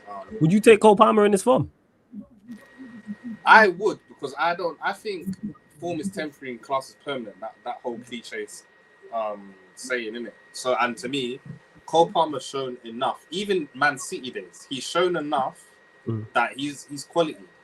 But yeah, the form is concerning. The form is concerning. Yes, I think it's walking into a different team though. That's another thing. He's not going to be playing with scrubs like fucking Gittins and yeah, that's true. Garnacho it's free. I think it's free open play goals in 14 months. Yeah, it is definitely concerning. It's definitely concerning. I'm a big trust me. I'm sold on Palmer. I'm a big fan of Palmer. I think he is sold, no pun intended. But for the prices they'll be talking and his form, when is it we look at it and go, all right? Because it's been at least a year and a half that he's been awful. It's I rate him as a player too, which is even more concerning. Is that I rate him as a player, and the fact that I feel like he has certain abilities that could get him goals and assists and all, to be impactful in certain games, and he just hasn't done anything at all, bro. And it's quite. I think his contract as well is going to be. I swear he signed something stupid. He signed a death row contract, 10 years, some billion release clause or some bullshit. It's some. So that's another death row contract. Yeah, that's another headache because Chelsea ain't Man United. They will sell and they'll get their price. They'll get their money back. Only way I see he leaves is if he throws a fuss. Big 2033 contract. Just throw a big fuss for him to leave. 2033. 2033, you got 7 years. Yeah, see, so it needs to be a thing of him making so much noise, saying I'm not coming to the training ground, sell me, that's the only way, to be honest. But yeah, I feel like that's more next summer's problem than this summer anyway. But my fear is though with Palmer is I don't want us to go all out for him and then it ends up like an Isak Liverpool situation. That's my biggest fear. I just don't want us to do that, and then when he then comes, it's like, oh, then all that money, and then in the same breath, though, if we're saying that we don't want to be a heliocentric team where one guy creates for everything, That's what we have now with Bruno. Like it can't be like that. Then. Like I think is an interesting conversation because it's like I'm with you. We probably shouldn't go all out for one player. This is not specifically Cole Palmer, right? We shouldn't go all out for one player. But if a player like Cole Palmer is available, you do try to go out for him. Yeah, you do. You do have to try to go out for him. Same thing when it comes to the manager conversation. CARRICK, let's say like CARRICK is the pole position to become the manager next season. If let's say Enrique is available, I hear you on the Palmer thing. Like if Palmer kicks up a fuss and he's available for 60 million because it's like he's created such a ruckus at the bridge. Yeah, I hear that. I just personally don't see that happening. As much as I rate him, I don't see. Like I think it would take that for Chelsea to go. All right, he's available at a cut price now. If he's available at, of course.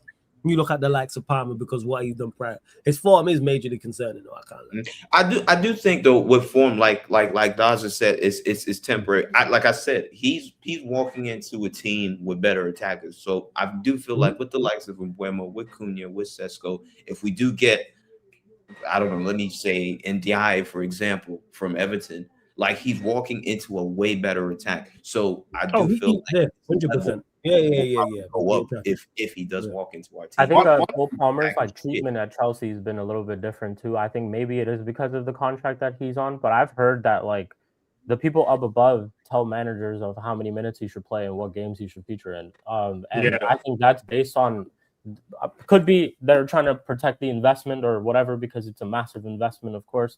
But it's also like the point that I'm trying to make is that he won't have that type of thing over here. Maybe that's hindering whatever's happening with him at Chelsea currently, where he might feel that he is fit. He might feel that he's ready to go, or he might not feel that he's ready to go in certain games, and they're pushing him out there to go play because he needs to play or he needs to fill some sort of quota of theirs. But I don't think that would be the case for us if he ended up joining us. And I think maybe if that could be a difference in him getting his form back if he joins a different team. Yeah, but I think Chelsea's treatment of Cole Palmer has been a little different of how players do traditionally get treated as well at big clubs. So one thing we need to remember though is that I remember there was a season where Wayne Rooney was off form for the whole season. Do you remember? He was, and it was Berbatov and Nani that was carrying us game in, game out. I remember that. So I think just now as us as fans, when a player's off form for more than 2 seasons, like they get thrown to the trash so easy. Like you can, if you watch Cole Palmer play and you think like, like he's not it no more, then I don't know, man. I don't know. I just feel like he'll come good again. There's so many things though. It's like his best season at Chelsea so far was under Podge. Like he don't look it though. Like I watched him against Arsenal and he's still getting into situations and positions to cause damage, and it's just like the magic ain't there. The times he's driving with the ball, I'm like, all right, play it. Doesn't play it. Confidence. It's like a confidence thing. Like the time he had that crazy miss, I think against like 2 weeks ago when they played. He was Burnley. I think it's Burnley. Burnley, so that I don't know, but like I said, I don't feel like it's such a, I don't feel it's such a big deal. I feel like at the end of the day, didn't he have an injury too? I think he did have. People have been saying this like, oh, he's putting off the surgery for the World Cup. But if you play like this, you ain't making the World Cup. If you carry on playing like this, so you might as well have gotten the surgery. Yeah, so I think he has an injury. That's why I'm like Daza said, like people are quick to throw players.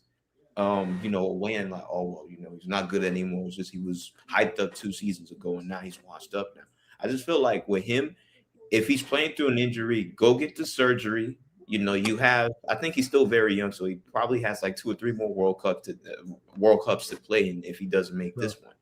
But yeah, something is off about him at this stage, and it just doesn't look great at all. But listen, like with Sai's question, let me answer that. How much are you willing to play for? In his current form right now?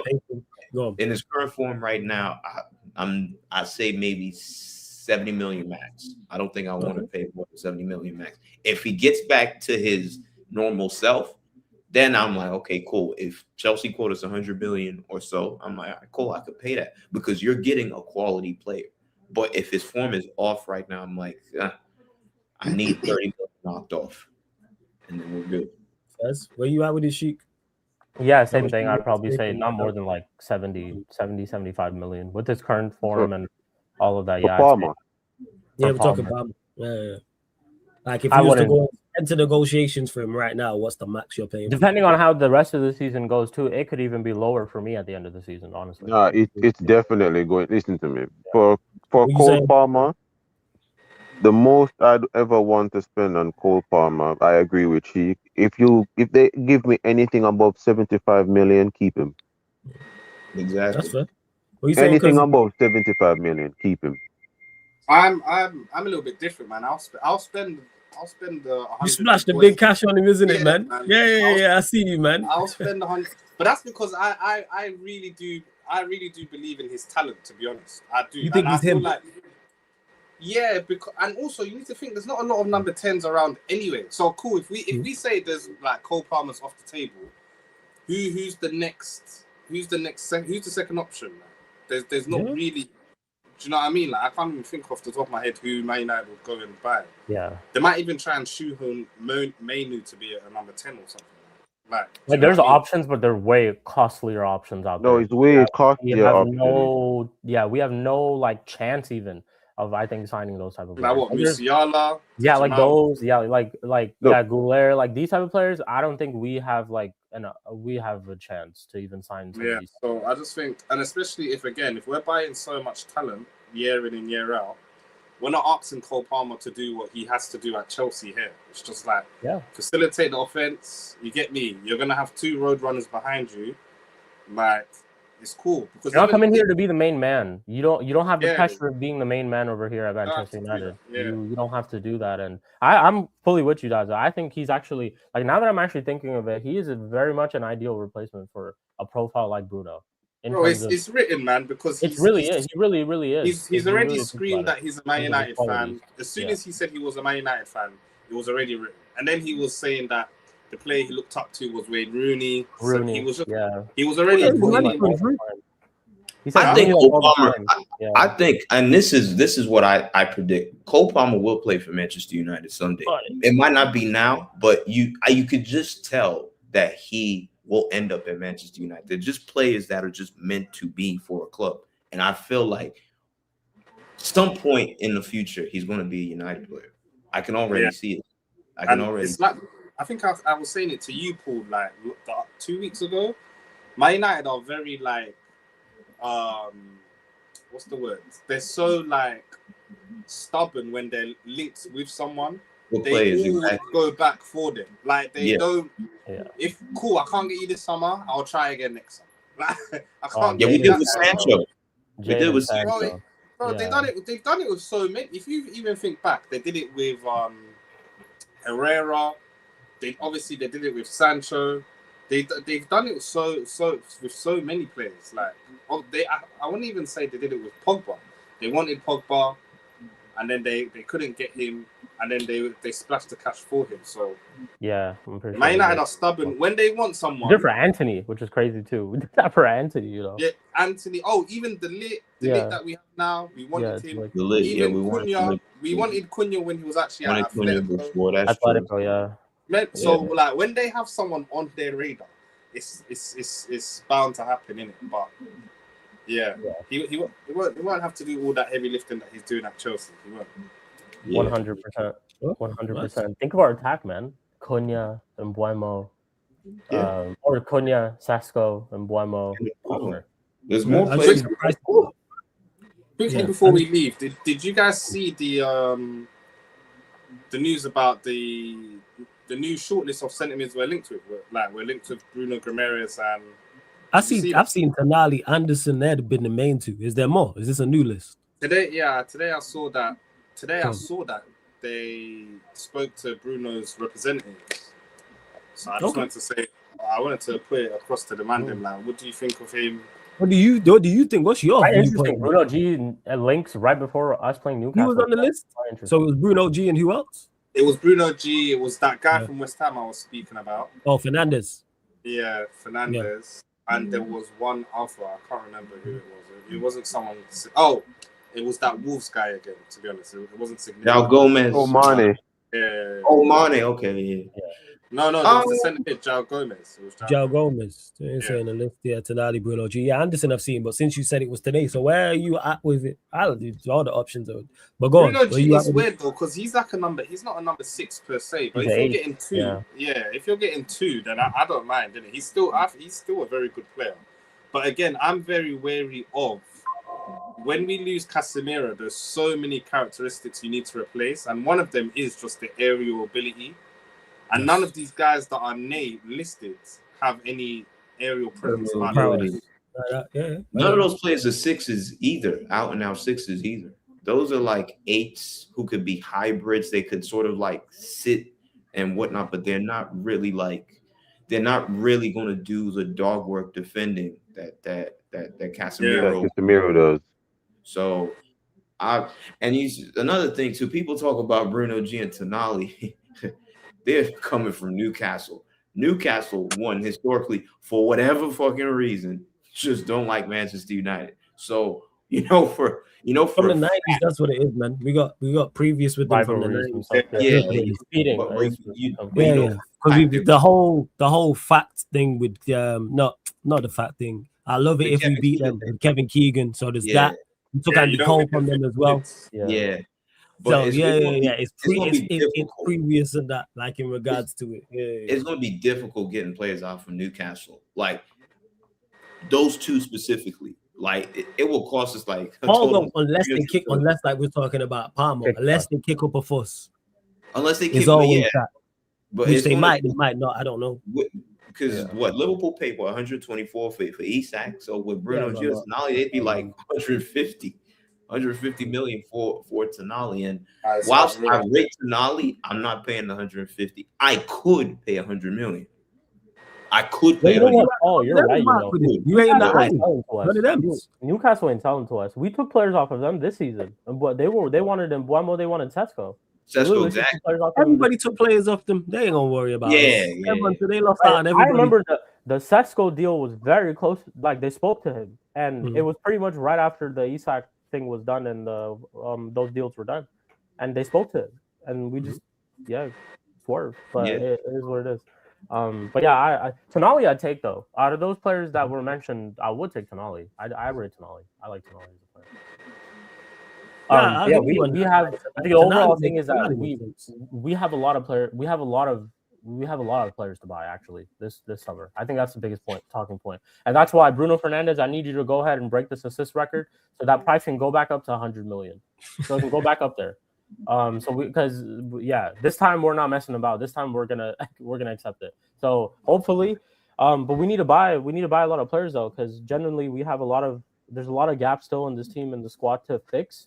If we were to compete, because we're not going to be competing like this, like how we are right now. It's okay for us 1 game a week, and all of that next season where we don't really have a lot of expectation. But next season we'll be in cup competitions. We'll be in the Champions League. The squad improves though. Say the squad improves. One thing Ineos have done very well is invest well. So let's say we do get free central midfielders who we like, whoever the free are, because we've been. And I was gonna say that Ineos also, like as much as I do, like I do say all these things about them, they have in times where if your definition of what backing is, they have backed the manager that they've had so far. Whether it's been Ten Hag or whether it's been Ruben. So I think going based off of that, they might go into next season and back whoever our manager is.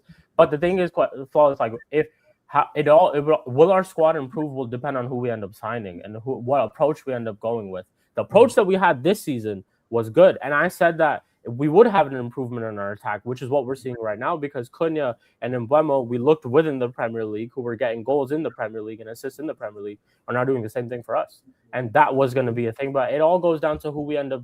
It's the rest of the thing. Now, if we go out in the midfield and we strengthen our attack or we get good signings in our attack or in the defense, but then we don't strengthen our midfield or we don't get good enough signings for our midfield, I think we lacked in that aspect. And then that's where I think we didn't properly build. We didn't properly go out there and sign. So it would all depend on that for me. I think we'll address the midfield area. I genuinely do think. I think we will because of all these links. We've seen them address the attack this summer just gone. They addressed the defense the summer before, and I think they've done a very good job in those aspects. So now the midfield is literally the only central midfielder we have of note will be Maino. Casemiro's leaving. You cannot go into 4 cup competitions with only 1 central midfielder. All right, You so lose question 4. for you. Question Go for you on. now. Let's Go say on. we do that. What do you think we do next season? With we Do we address sign our just that? Do midfield. we go get a left back? Yeah, let's say we get a left back and we address our midfield. What's your ceiling for us, this squad next season? Then it's dependent on one, who the man. If we let's say we do that, we make Manager, those of course. additions. Yeah, Who the who the manager is manager, number yeah. 1, and 2, what the teams do around us. Okay. What the City do, what the Arsenal do, what the Liverpool do, and then I can look at it and go, all right, who's there? Look at their managers compared to ours. Look at their squad compared to ours, and let's go. Because True it's say, not I just think it's too early to be asking. Yeah, things that's why it's but- way too early, because we don't even know who our manager is going to be at this point. Yeah. Never mind what the squad's going to look like. Do I expect us to do well in the window? Yes, I think we will go and address areas we need to go and address. But what does everyone else do? Does Pep stay at sea? Do they go again in the summer?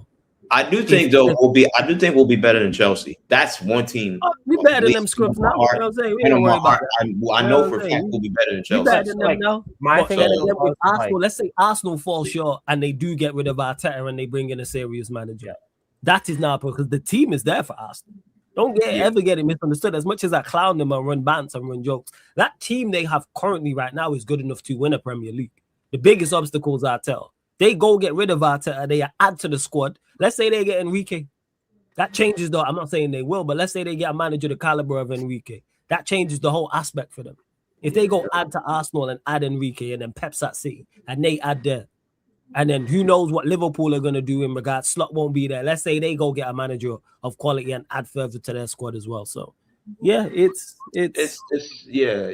honestly, there's so many variables. Whereas once we know where everyone's at, I don't even know who our manager's going to be. Yeah, Never that's mind, why. Even going back to that, that's why the Carrick situation is so. It's not straightforward, man, because he could actually we could get every transfer target in the summer, and we can finish in a worse position next year than we do this year. But We can, yeah, we definitely can. in the same token, it could still be seen as progression, but then some people will be like, "Rah, like we finished third with a worse squad. Like, how are we not in the top 4? Like, it could happen next year. Do you know what I mean? It It's like could. it's approach Like I to, said, like, what the other team, what did Liverpool do? yeah. Do I expect I Liverpool? Let's say Liverpool get Xavi Alonso. Do I expect them to be better? Yes. Yeah. I expect them to be better than they are this season. I don't expect them to lose 9 and 12. No. Yeah. But Liverpool I could don't lose expect them Mo to win. Salah though.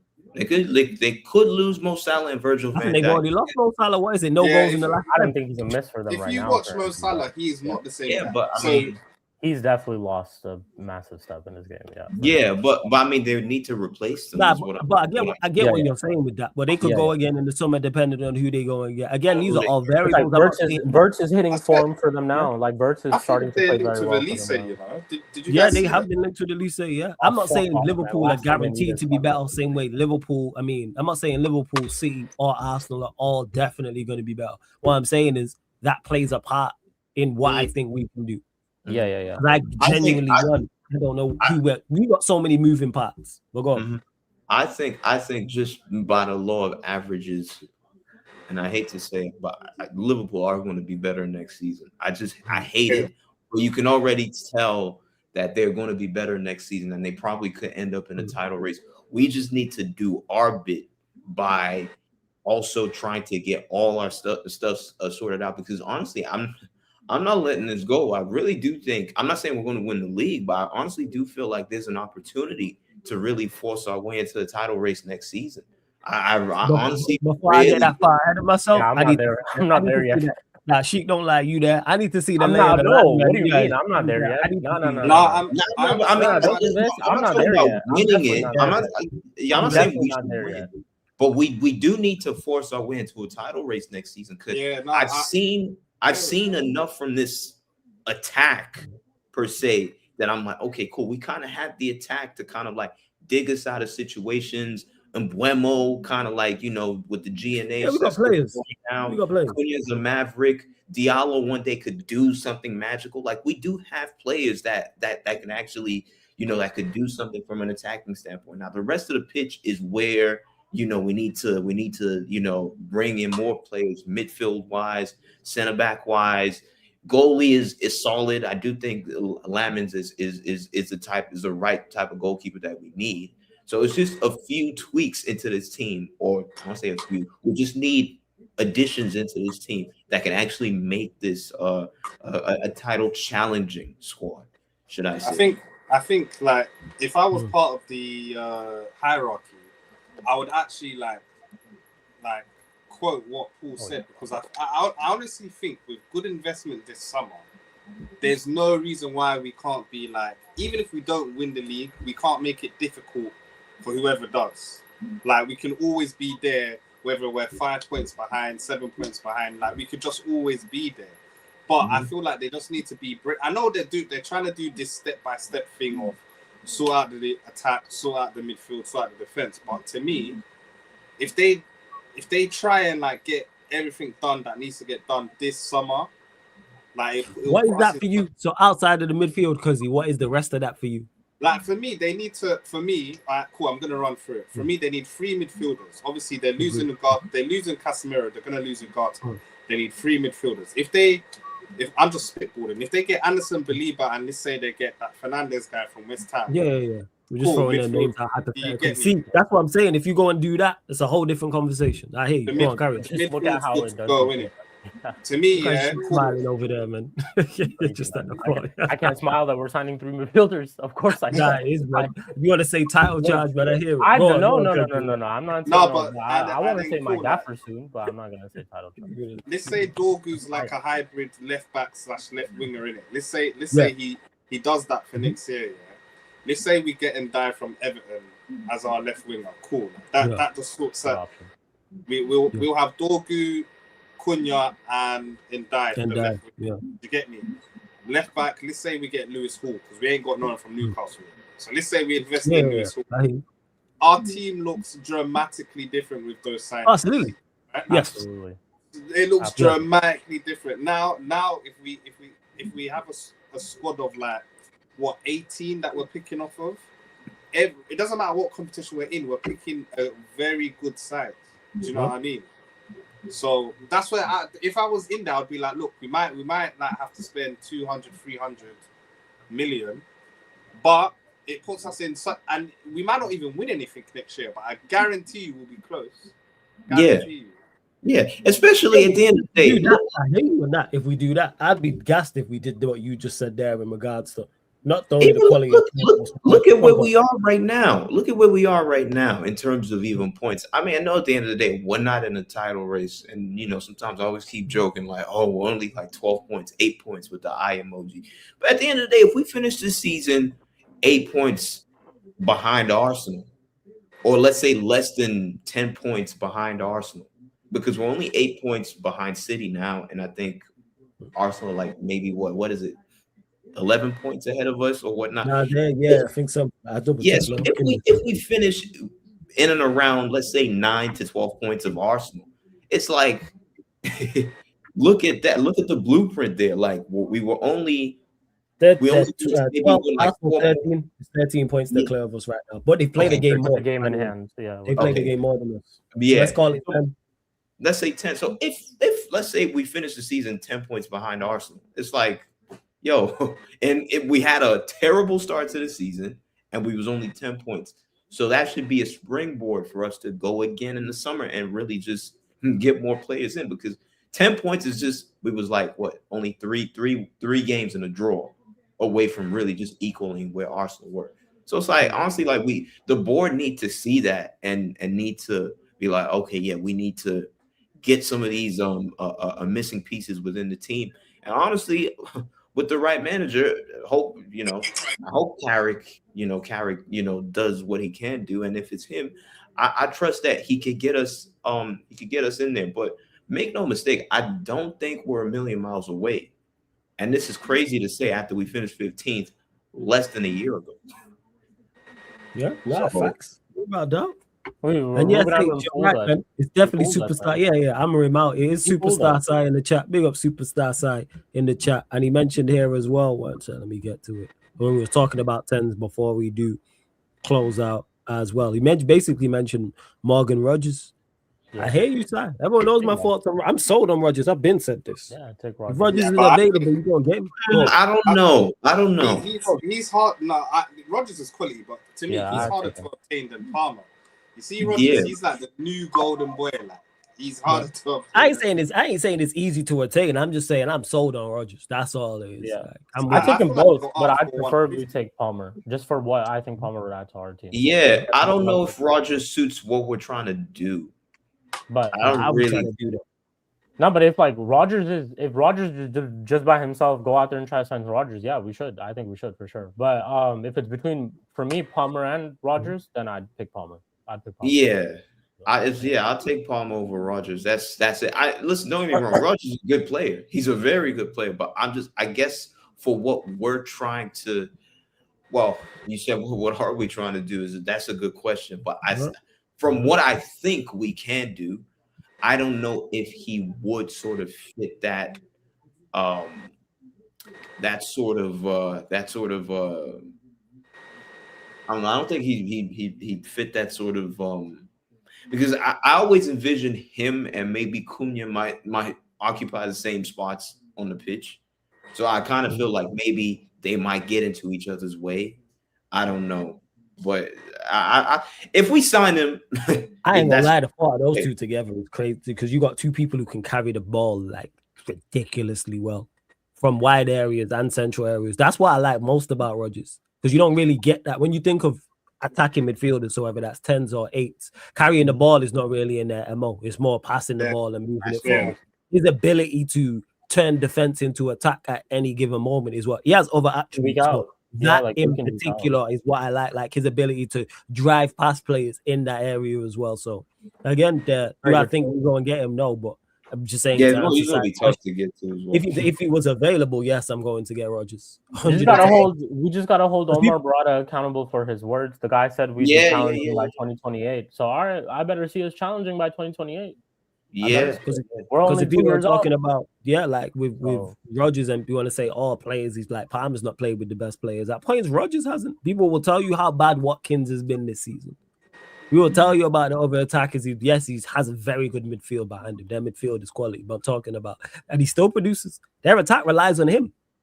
Yeah, he's the main guy. Whereas when you come to Manchester United, it's not all eyes on you because there's other attackers around. I do like that idea, but then again, Palmer also fits as well. Palmer also fits because it wouldn't be all eyes on him, which is a great option to have because I think Palmer fits in as well. So he's just saying it. And he's a Villa fan. He's saying, look, no Rodgers, no goals. That's how key he is to them.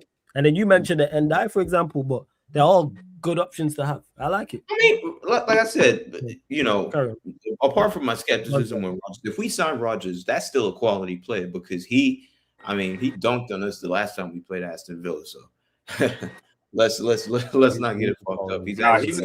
He's a proper maverick, man. Because he's a good player. You generally don't like. He can affect the game in so many different ways, man. He's a proper maverick. He is still kind of green though. That's the only thing. Like how many years has he actually been at Aston Villa's first team? I tell you now, like 2 years, top flight. Yeah, so he's kind of still green. Like, how would he even? Yeah, he's 23 going on 24. Better though. I feel like he's getting better and better every season. He'll be 24 at the start of next season. 24, so he's still quite. Yeah, he's 24. Yeah, still quite young. Yeah, still got a lot of years. I'm just checking in now as we speak. So the 24-25 season is when he really started playing for them. He made 37 appearances. That was the last season. And then obviously this season so far, he's made 28. 8 goals, 5 assists. It's not bad, man. That's he's been on form this season, Rodgers. Yeah, and I think at times he hasn't been because I hold him to a high level. And the season before last season, 8 goals, 10 assists in 37. Yeah, that's not bad. Bear in mind, he's 23 going on 24. Yeah, it's not even like he's old like that because I think Palmer the same age. Yeah, Palmer's like 23, I think. 22. Yeah, I think they're the same. Let me double check. I think they're the same. He could potentially be a European they're the same age. Yeah, they're the same age. Morgan Rodgers. So they're both 23 going on 24. They'll both be 24 at the start of next season because both their summers are late. I mean, both their birthdays are in summer. I'm pretty sure they're going to be on the shortlist for number 10s because. Ironically, they're the two I would play for. I've said this. I'd play those two for England. I play a back three and play those two as the 2 10s. Palmer and Roger. No. Yeah, 100%. That is ridiculous. But yeah, we'll see. But it would take a lot to prize him away. But I do believe, to answer Sai's original question about Bruno, I think Bruno will stay. Would I get rid of him in an ideal world? Yes, but it's not an ideal world because we have so much to do. Because we have to revamp the midfield. Because we're talking about a left back, potentially a right back. We already spoke about centre back. We spoke about left wing. There's so many places in the side that it's not. That's why I think like Shaw might get away with staying only solely because there's other options. I don't know. Outside, some definitely will. Yeah, after midfield, what is the club's secondary position? Because the midfield is clear as day. Where do they play? It has to be fullback. I hope so, because I hope it's left back. Because we need a left back. And if Spurs get relegated, go get Van de Ven, but that's a whole different conversation. That's just me. Oh, he's working for United, by the way. Like wait, what did he say? Whoa. How you don't open up telling me this when you know I'm a fan? I've just been hearing that he's like that's a deal that he would be like open to. He just wants to leave Scotland, and we're open for it too. So that's just like no brainer that he would join. And as he was talking about when you lose Casemiro, the aerial prowess. Hey, but he's got injury problems too, though. Big injury problems. That's the thing. I was going to say. Van de Ven also had injury. 1 second. Go on. That I hear you. He was running up and down in that stupid high. I don't know what it is this season, but like, yeah. Let me see what it is. I'm having a look right now this season to see. Okay, 1 second. And you lot run up the likes, hit the subscribe button as well. Make sure you do so. Run up the likes, hit the subscribe button. He's probably. He's probably. I'm not looking at it now. This season is been decent still. Last season it wasn't good, but this season it's been good. He's only missed one game this season. One game, okay. One game this season, he missed, which is just anyhow. This past game just gone with a knock. But last season was bad. 24-25 was real bad. It's hamstring. Fan tracks. Yeah, okay, fair enough. I actually get him still. Yeah, I don't know. Anyhow is available, get him still. And for me, honestly, even I'm saying with you, Paul, if he's a championship player, which he could be, yes, go get him. He'll be cheap too. I don't think he'll be a lot. Even if Spurs don't get relegated, I still feel like we should get him because Spurs have a lot to do to fix their team. And listen, I know some Spurs fans might feel triggered, but you guys would need to take anything at this point now to rebuild your squad. I know they have revenue from their Beyonce sales and whiskey tickets and stuff like that, but you need to rebuild that team, and they're not going to be in Europe at all next season. So at this point, I feel like not even be in the Premier League. Like next season. Yeah, wherever they might be, I don't know. All I know is at this point, whether they're there or not, I still feel like we should still go in for Van de Ven. Like we should bully Spurs, like we should bully them like how we bullied them for Berbatov back in the day. Like I feel like that's what I see now because they're I'm with not. You on this age. I'm with H on this. I take Olaena over Dallo. Oh no, the only problem with Olaena. That my only problem is he be 30. That's but it. I'm a big fan of him. I'll do you one better. 35-year-old Olaena is better than however old Diogo Dallo is right now. Yeah. That's facts. What's his name? Let's say 30-year-old Olaena. But I think most fullbacks in the league, most right backs in the league are better than Dallo. Yeah. Even Munoz from Crystal Palace is like 30. But if they do end up getting relegated, he wouldn't cost a lot. Probably be like a 10 to 12 million signing. With some sort of experience as well, I think he'd be okay. Olaena. There's some positions though. I would lean on that Vivel guy, man, because like I think Dogu was his signing, isn't it? Was he? I think that was his signing. Yeah. So I would lean on him for like a right back. I'll be like, can you find like a quality cheap right back? Yes. I'm pretty sure he'll find some African who's European. You get me? Like the guy.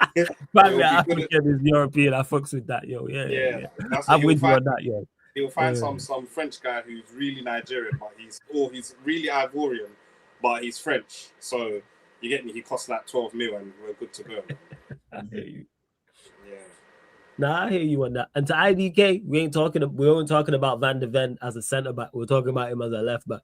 as a left back option. I like it a lot. I really, really do. Defensively sound. We already know about his recovery pace, aerial ability in open play, aerial ability defensively, aerial ability offensively, what he offers you going forward in regards to the overlap as well. And he can score. I swear he's one of Spurs' highest goal scorers. Yeah, I like think he is. goals. Think Something he like is. that. Yeah. Yeah. Bring him. I'm pretty sure their center backs are their highest goal scorers. I'm not even kidding. I think they're center It might be. I think it's Richarlison and then them lot. Or Romero and then Van de Ven or Van. Yeah, like to me, it's a no brainer. You should know this. You should know this. You should know this of all people. Yes, exactly. Spot on. So especially if the his hamstrings are gone by the third game. He's had one injury this season. He's missed one game this season.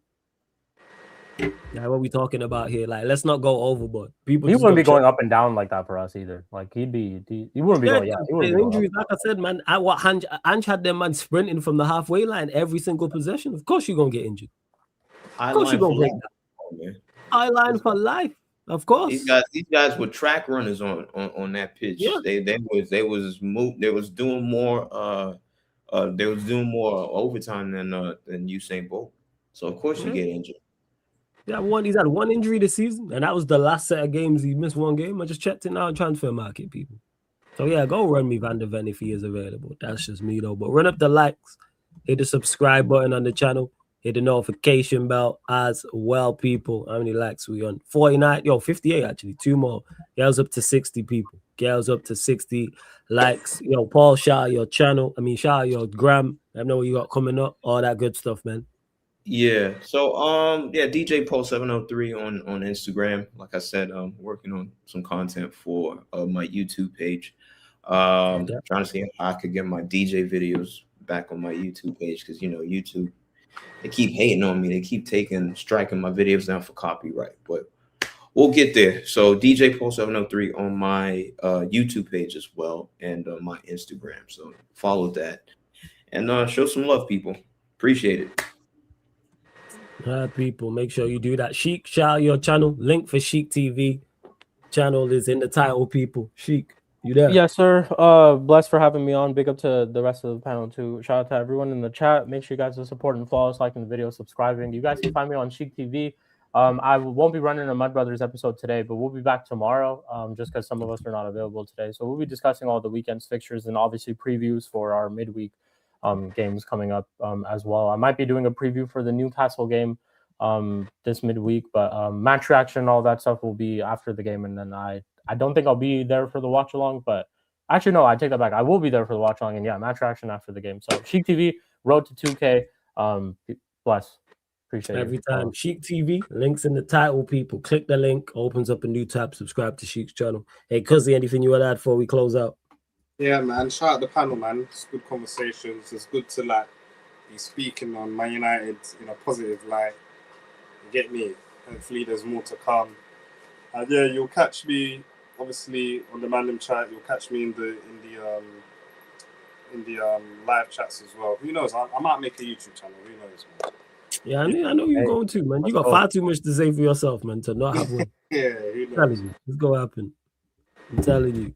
But love to everyone that's locked in. Big up again. Run up the likes, hit the subscribe button. Make sure you follow Paul. Catch all his music, all the DJ stuff over on Instagram. DJ Paul 703. Subscribe to Sheik TV as well, people. Make sure you do that. Links in the title. Also subscribe to Sarcasm City TV Extra.